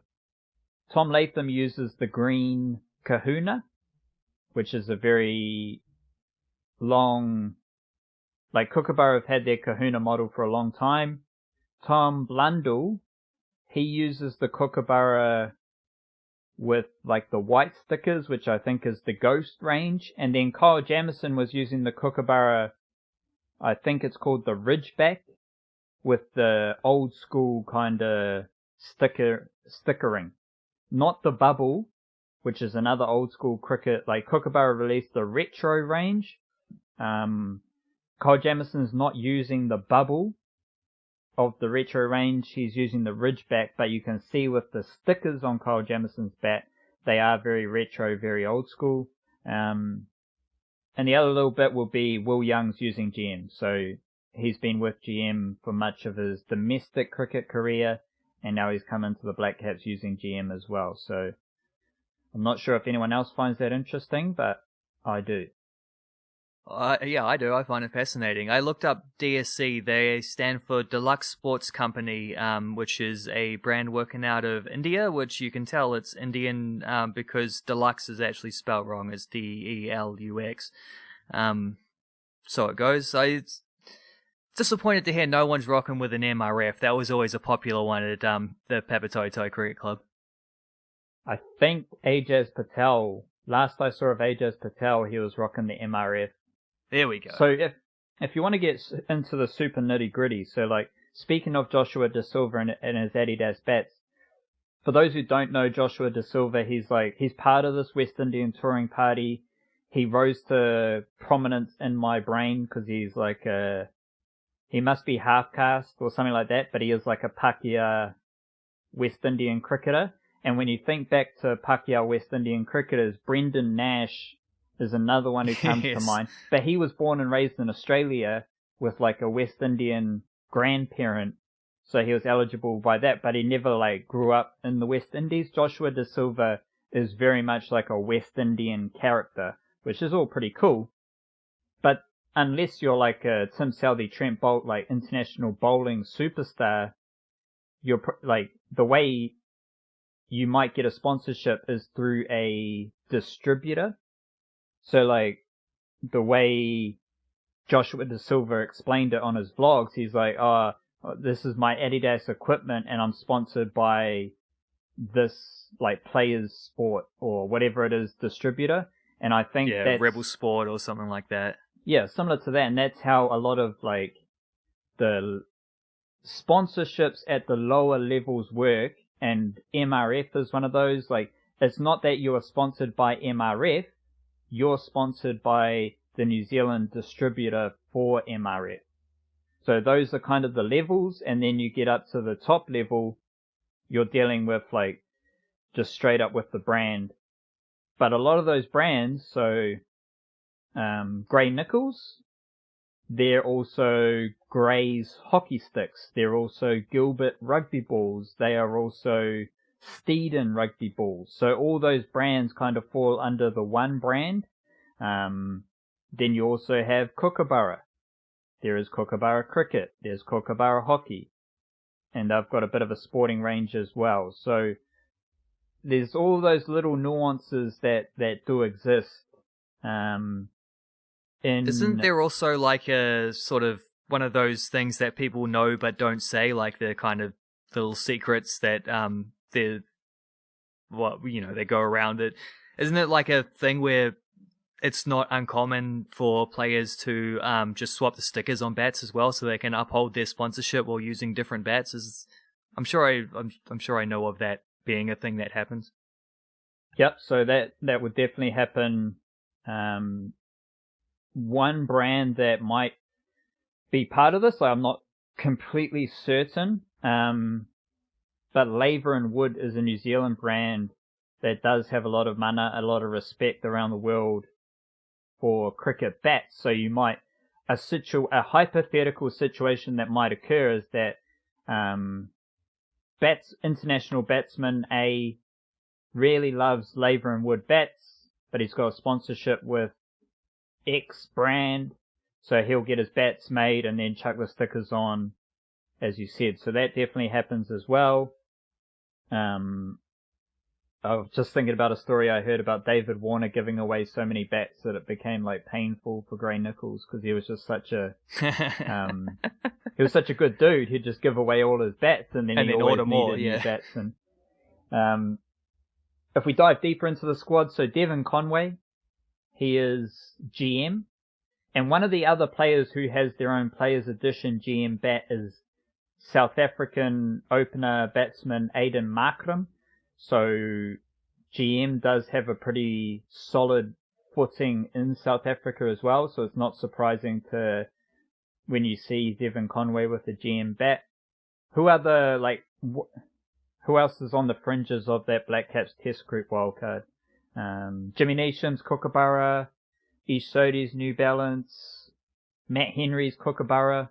What does Tim Seifert use? Kookaburra. There we go. He seems like a Kookaburra type. He is indeed. Kookaburra is kind of widespread.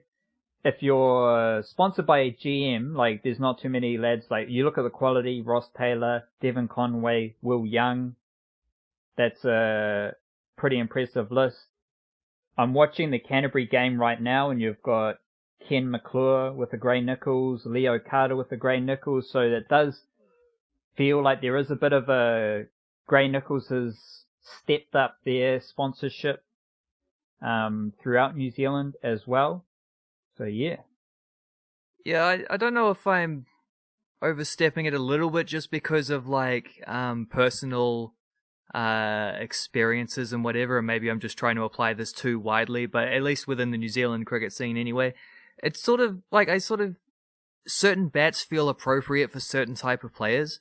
Like the fact that Kane Williamson uses a Grey Nichols makes perfect sense, because they tend to have like, I don't know if it's a reputation of just like good solid traditional willow type things, and the players who use Grey Nichols that I can think of in the past have either been like massive hitting all rounders, Chris Cairns, Jacob Oram types, or like just like Kane Williamson isn't in that mold, but he's in the kind of mold where it's like you want to just give him the heaviest bat because all he needs to do is time it. You know, he doesn't have to be like Chris Cairns looking like he's wielding Excalibur to be able to. Actually, that's what they called his dad's bat, I think.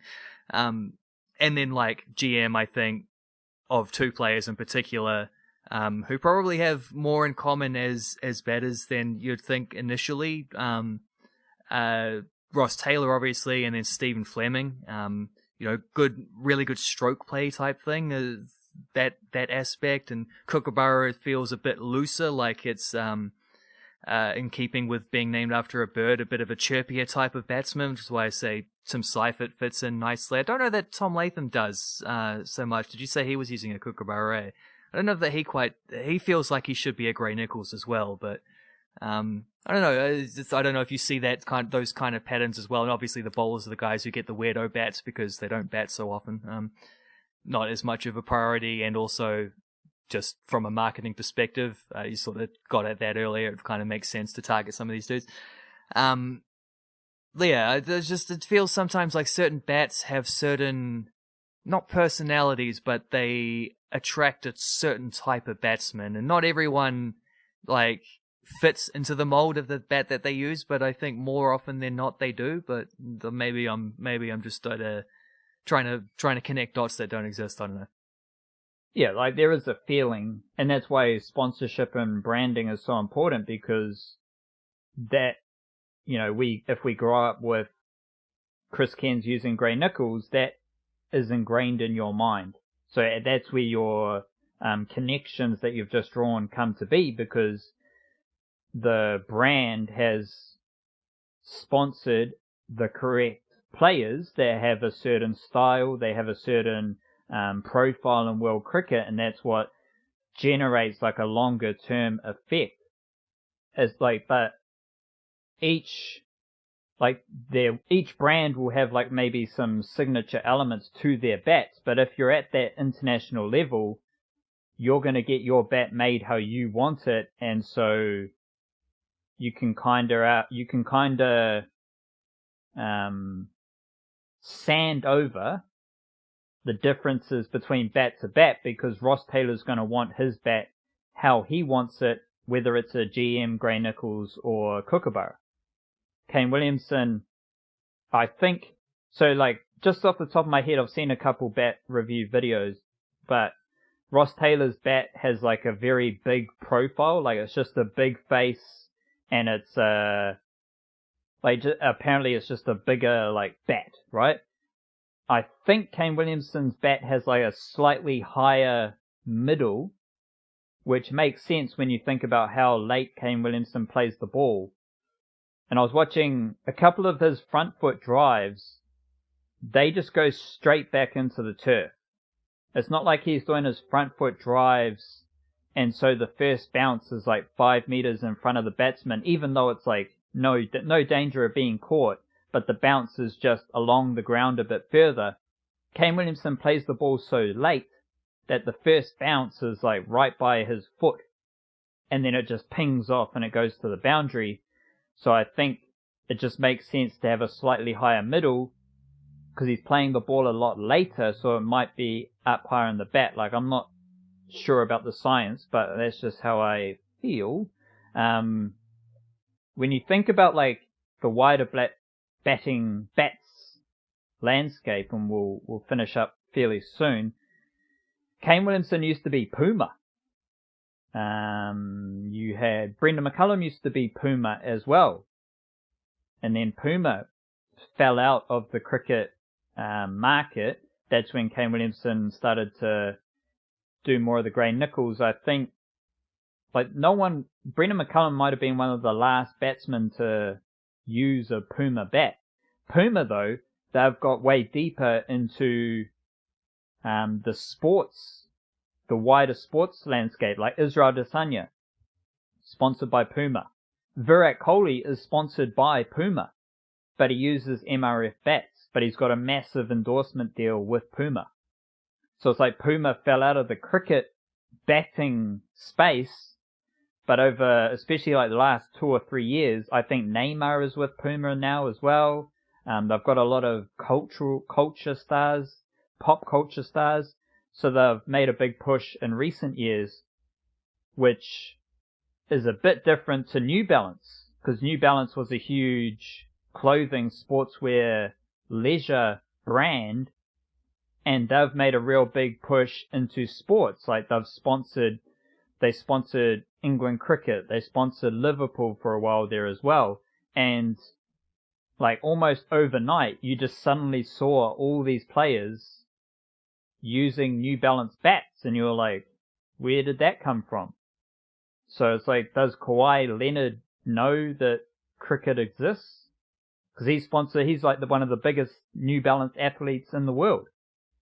And New Balance also make cricket bats, apparently. So it's, I find that all that stuff pretty interesting.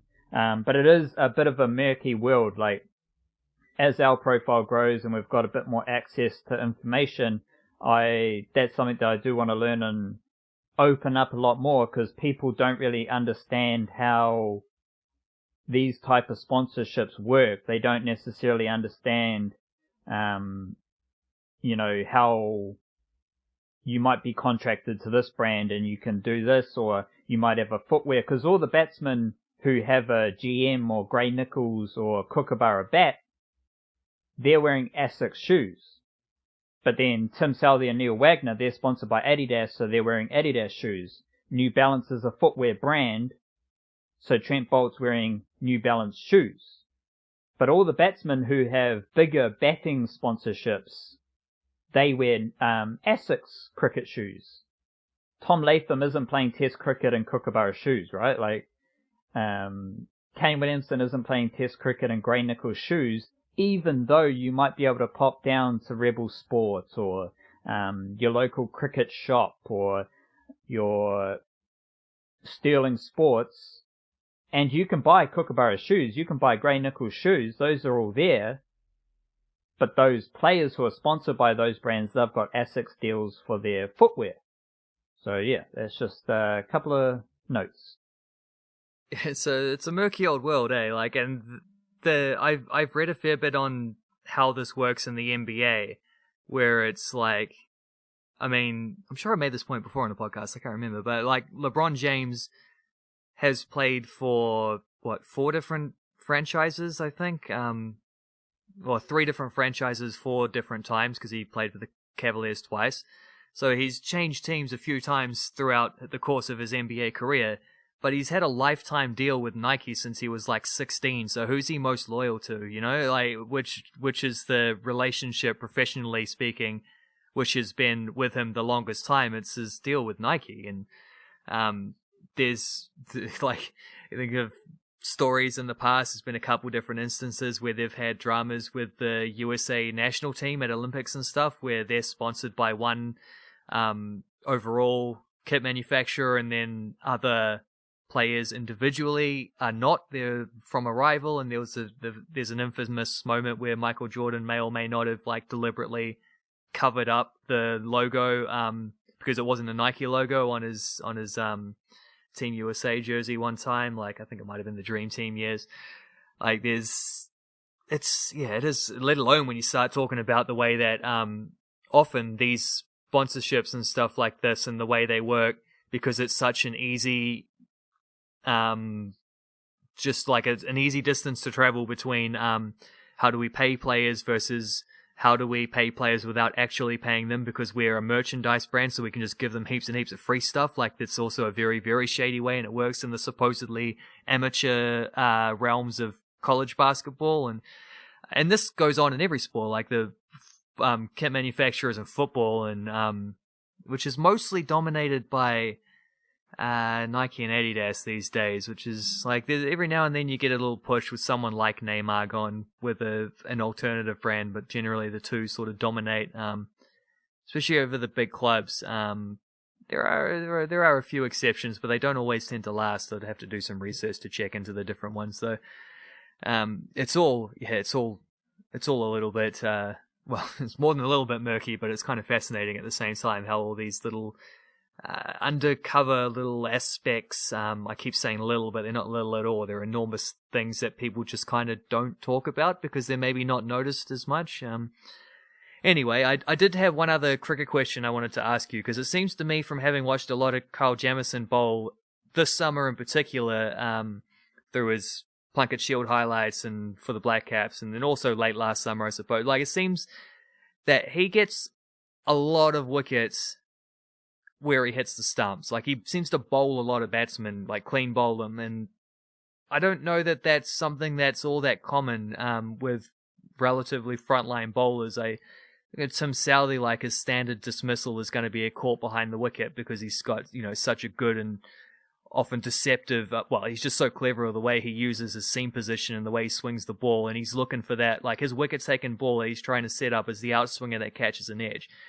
He'll, push one on and get an LBW here and then. I don't think he clean bowls too many people. Trent Bolt and Neil Wagner can sometimes. Wagner cleaned up the final wicket in that test, but I mean, that's bowling to tail enders. That's a different story. Generally, he's looking to get players caught. Like, he's, either caught or he's setting them up for an LBW or something. And he will get a few, like with the short ball, and he will get a few clean bowls, but not to where you notice it being like such a common thing. And Trent Bolt maybe a little more so, because he's probably the best pure swing bowler of that trio.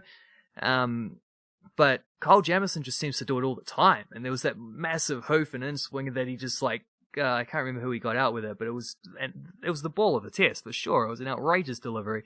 And he's been doing that through Plunket Shield and stuff as well. And his hat-trick ball was also, like you said earlier, like, it's also, and a similar, like, big inducker, like, moving a mile through the air. And, like, I don't know what it is, but it's do you notice that am I jumping ahead of myself, or do you also notice that he takes a lot of wickets this way? And B, why do you think it is that because you can say he's got the skill set, he can swing the ball both ways, he's a clever bowler, but all these things apply to other bowlers as well at this level. So yeah, A, is this a pattern, do you think? And B, why is this a pattern? This is a pattern, and it is a pattern because I think it's a Blackcaps pattern. So I preface that by saying Kyle Jamieson, as we've said numerous times, throughout his first-class cricket career, his ability to move the ball is what stood out the most, which seems weird because he's so tall, but that's cool.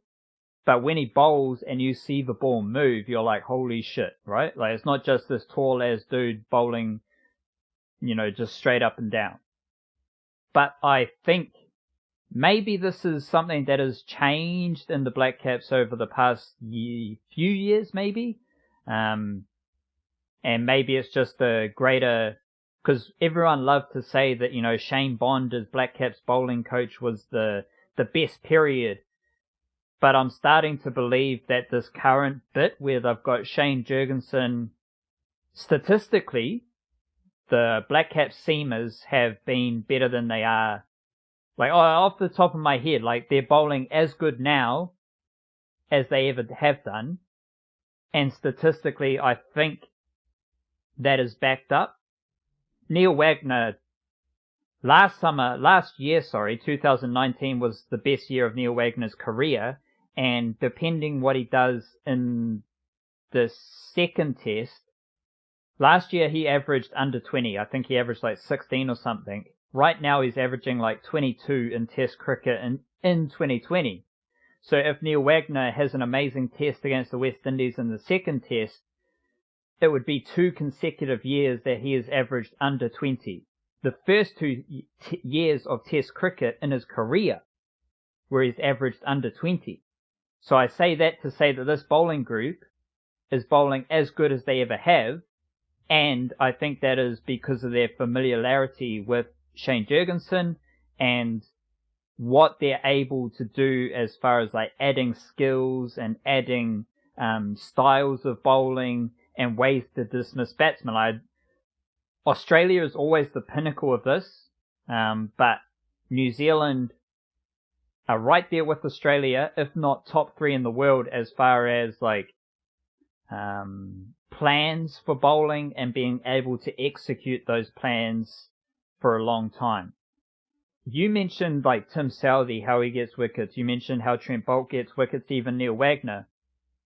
As you were saying all that, I thought back to what I was saying about Tim Southee and Trent Boult can genuinely move the ball both ways. They have their natural swing, but the skill that they have added to their bowling is that Trent Boult can push the ball across the right-hander, and Tim Southee can push the ball into the right-hander. Whether they do that the same way, technically, like they've got that half-seam delivery and those type of things. Yes, they have their modus operandi that we've come to know and love, right?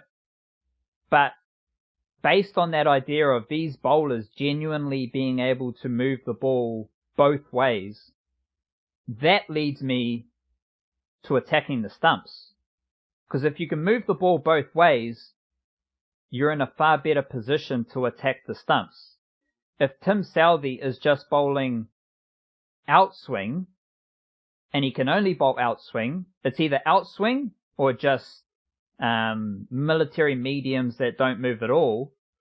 If those deliveries are straight deliveries attacking the stumps, so they've got to be straight and they have to be a length that is going to hit the stumps, those are easy pickings for the batsman, right? Because they know the swing. It's either going to swing a little bit or it's going to be straight. And there's Test match batsmen are just going to eat that up all day. They're going to drive down the ground. They're going to clip through mid-wicket. They're going to work the ball, get some singles. But if you are bowling outswing and you can move the ball into the right-handers, you're in a far better position to attack the stumps, because you might bowl a couple outswingers, then you can attack the stumps with that half-seam delivery. Trent Boult, what's Trent Boult's modus operandi? It's that beautiful in-swinger to a right-handed batsman.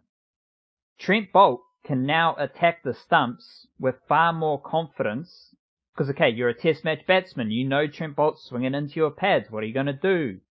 You're just going to block, you're going to leave outside your off stump, and then when it's a bad ball on the stumps, a bit over pitched, or a bit short, or just a bit too straight, you're going to work him. That's what test batsmen are good at. Like, imagine Tom Latham's batting at the other end, but for this example, he's a right-handed batsman. So what does Tom Latham do? Very circumspect outside off stump, knows his game, knows his areas, and knows where he can score runs. So he's just going to work Trent Boult in swing onto the pads, all good. But now Trent Boult, he might push a couple deliveries across the right-hander. So now, this comes from a baseball example, from watching a lot of John Boy and Trevor Bauer. There's this thing in baseball where the same pitch is delivered in the same pipe. So two different pitches that are eventually going to move in two different angles or two different ways, but at like a halfway point between the pitcher and the batter, those pitches are in the exact same position. And it is only from that point that they move in different directions. So if you're Trent Boult, that's what I think the Blackcaps bowlers have worked towards, where they can deliver the ball that at some point down the pitch, they're in exactly the same position, but then from that position, they move in different directions. So come back to Trent Boult. He's delivering deliveries that are going across the right-hander, but he can also have that same delivery move into the pads. So because Trent Boult has developed a delivery that goes across the right-hander, it puts him in a far better position to attack the stumps. Now, Kyle Jamieson, he's got a few more advantages. He's got his height, and he's got which results in the length. So the challenge for Kyle Jamieson is trying to find a length that is going to hit the stumps. That's something that he has to suss out from like pitch to pitch, game to game, is finding the right length to bowl, and we heard that throughout the test of the Blackcaps, bowling fuller and just stuff like that. Like, assessing the length is as important as any other thing with regards to bowling. But what does Kyle Jamieson do? He moves the ball both ways. So he can, like, it's not that you want to attack the stumps every single delivery. But now, we've seen it with Jamieson.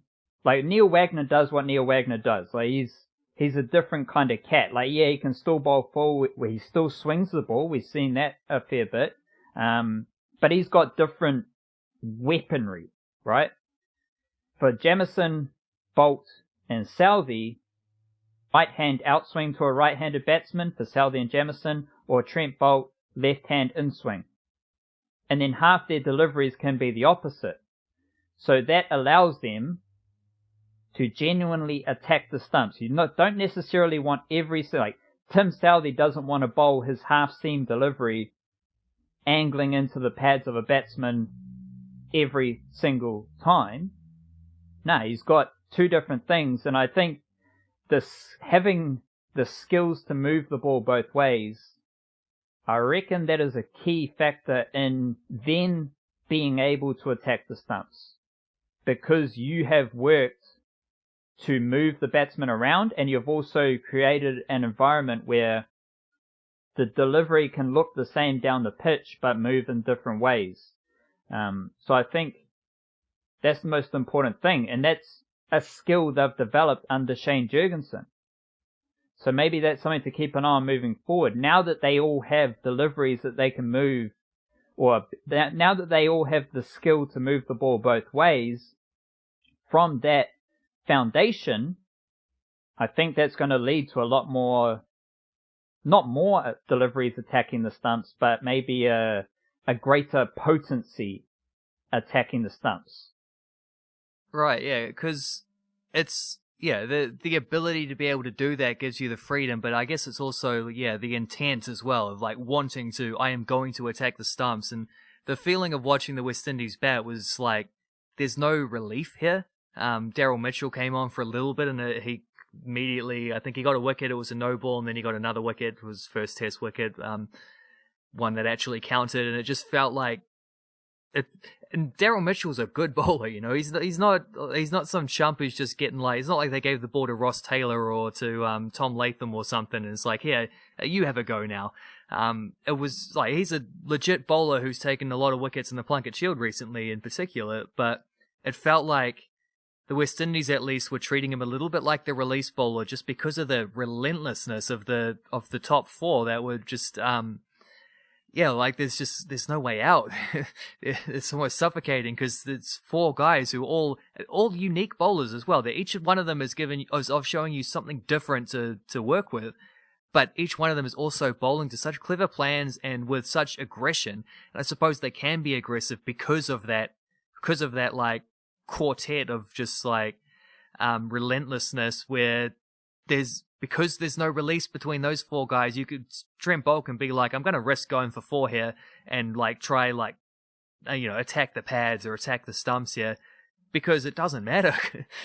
My guy's getting wickets at the other end. These batsmen are on the back foot. They're struggling. Neil Wagner's giving them bumpers at, from the other end, and Tim Sally's swinging them away. And like these guys, every one of them is offering something unique. And Jamieson comes into that group also very much his own individual self. It's why I really, like I was saying earlier, it's like I really kind of want to start thinking of him as a part of a big four and not just like the big three plus Jamieson, because he complements them as well so well. It's like that's not an easy thing to find. It's like having this caliber of bowlers is kind of incredible. I did a little bit of research while you were preaching the gospel. Wait, hold on, Wildcard, because go for you it. were saying everything you said there like is applicable, and that's part of what makes the Blackcaps bowling group so good. But I don't think it's like Trent Boult. I think it's more specific to each individual. Like Trent Boult, he probably thinks there's no risk in bowling straight. Yeah. Because he's just pushed a couple across the left-hander. He's not worrying, like, yeah, the pressure still applies, but now it's like levels to this shit. Now they're operating on a different level where it's not about what Tim Southey did in the over before. Trent Boult has pushed 2 deliveries through to the slips with this batsman in this over. So his big hooping in-swinger isn't like, oh, I'm going to take the risk of being clipped through the mid-wicket for 4. It's like, no, this is my wicket-taking delivery because I have the skills to set this up. As opposed to like, because there's pressure with what everyone else is doing. Like, and quickly before you get your thing, like Daryl Mitchell, I said Daryl Mitchell attacks the stumps. I've said it on this podcast before, but Daryl Mitchell doesn't move the ball both ways intentionally, right? Like he might get a bit of outswing and then he'll get a bit of nibble off the pitch, but he's not going to intentionally bowl in-swing, outswing variations as the others are. So it is like again, it's levels, and how they operate. Sorry. Yeah, I suppose a better way of saying what I was like getting at is maybe, yeah, in light of that, like maybe it's not so much about thinking I'm going to take the risk of going for 4 here because this is my wicket taking ball. It's probably more like we're operating at such a height here that I don't even have to think about what they're doing at the other end because I trust so implicitly that everyone is doing their job within this bowling unit, and I have the freedom to be like I'm not even. It's one of those things where it's like if you walk in the high rope and then you start thinking about falling is when you start losing your balance, kind of, that metaphor where to be successful you don't even think about the negatives. You're only thinking like this is going to be a wicket, and then when it goes for 4 instead, you're like, well, I suppose that was an option, but I didn't really. Yeah, I don't know. because you're just on that high level. You're just expecting things to. It's all about skills. It's a You've gotta trust, have yeah. skills to pay the bills, and this that is where, to lead into what I think you're going to say, that's where credit has to go to Shane Jurgensen, because these Blackcaps bowlers right now, it's not like they just, Tim Southee's always bowled outswing, Trent Bolt's always bowled left arm inswing, and that's what they're going to do for the rest of their careers. Nah, like every year they get a little bit better at executing their skills, and now the proof was in the pudding against the West Indies. Yeah, I do wonder about the roles of like those specific coaches, because like at a Blackcaps level, because like if you look at the NFL, which has kind of sparked this whole thing of like you have an offensive coordinator, you have a defensive coordinator, and like often they're calling plays, they're drawing up the entire schemes, everything is kind of by design, and the players just go out there and do their little role within, like, be their cog within the machine. And at test match cricket level, I sort of like, whenever I hear Craig McMillan talk about, it's definitely more intricate as a bowling coach because you're formulating plans to attack batsmen, and how are we going to get Virat Kohli out the series, how are we going to get Darren Bravo out, how are we going to get Steve Smith, whatever. So you like, there's probably more of a tactical side to that thing. But whenever I hear Craig McMillan talk about his time as a batting coach, he's always just yarning about, oh, I had to do so many throwdowns. It's like, well, you just sound like a gopher at this point. Like, couldn't they just get an intern to, like, just find some kid from a local club to be like, just throw the ball in this spot, and Kane Williamson 10,000 times in a row is just going to play a nice forward defensive because this is what he does to relax. Like, I don't know, but the point that, like, the little bit of research that I did there was just looking at Kyle Jamieson's international wickets, and this isn't something where, like, unfortunately, they're not going to show me on Cricinfo his Plunkett Shield breakdown of, like, what was caught, what was bowled, what was LBW, etc. But they do that for international cricket, so I can tell you that 3 of his 13 Test wickets have been bowled, all 3 of his ODI wickets have been bowled, and 1 of his 2 2020 wickets have been bowled, which is 7 out of 18 in total have been, you know, the ball taking the bails off the stumps, which seems incredible to me. That's Mr. Calculator here, 38.9%. I Googled, tried to find some, like, if I had more time, I'd try to find something better, but the best I could find of just like spontaneously was a 7-year-old article on Cricinfo looking at the different dismissals in Test cricket, going all the way back to the very start of Test cricket. So the numbers only go up to, like, yeah, it was 7 years ago, so 2013. It says 2007 here. I assume that's adding up, but you know, that time up until the next time, they seem to be split into the whatever. So here it says that 42%, and this is obviously those Jamieson numbers include ODI crickets. We're probably actually getting more plays, like more wickets caught by fielders, but in Test cricket at least, 42% caught by fielders, 18% caught by wicket keepers, 17% LBWs, 16% bowled, 1.7% stumped, 3.5% run outs. So you'd have more run outs in shorter form cricket, I'd imagine. You'd also have probably a higher, fewer caught by the wicket. Oh, actually, I don't know about that. You still get a few edges behind. It's definitely fewer caught at slips, but caught at slips is just going under normal fielder catches anyway. So I don't know. I don't know what that, like, Jamieson's numbers that I just read there aren't necessarily directly applicable, because this is only looking at Tests and it's 7 years old, and it's looking at the entire history of Test cricket as well. But 39% of his international wickets basically have come by, it sounds dumb saying bowled because he's also bowling. It's just a terminology. Maybe there should be a better, I don't know, whatever. Like 39% of them coming by bowling a batsman, whereas the overall trend in Test cricket at least seems to only be less than 17%. It's like he's more than double what the average is. It just seems somewhat insane to me. It is insane indeed, Wildcard, and the length of this podcast is getting a bit also insane. We had our you got me sparked off a little coaching rant there. If you ever want to get me energized and fired up, you got to talk about skills and technical elements like that. And I do. You mentioned Craig Millen, what he does I think for everyone, when they're thinking about batting and bowling cricket coaches, specifically with the Blackcaps, it's all about developing new skills. Like that's where the players in the Blackcaps are going to fine-tune their game and add wrinkles to their game. That's just what they do. Which I'd imagine is player-driven mostly, too.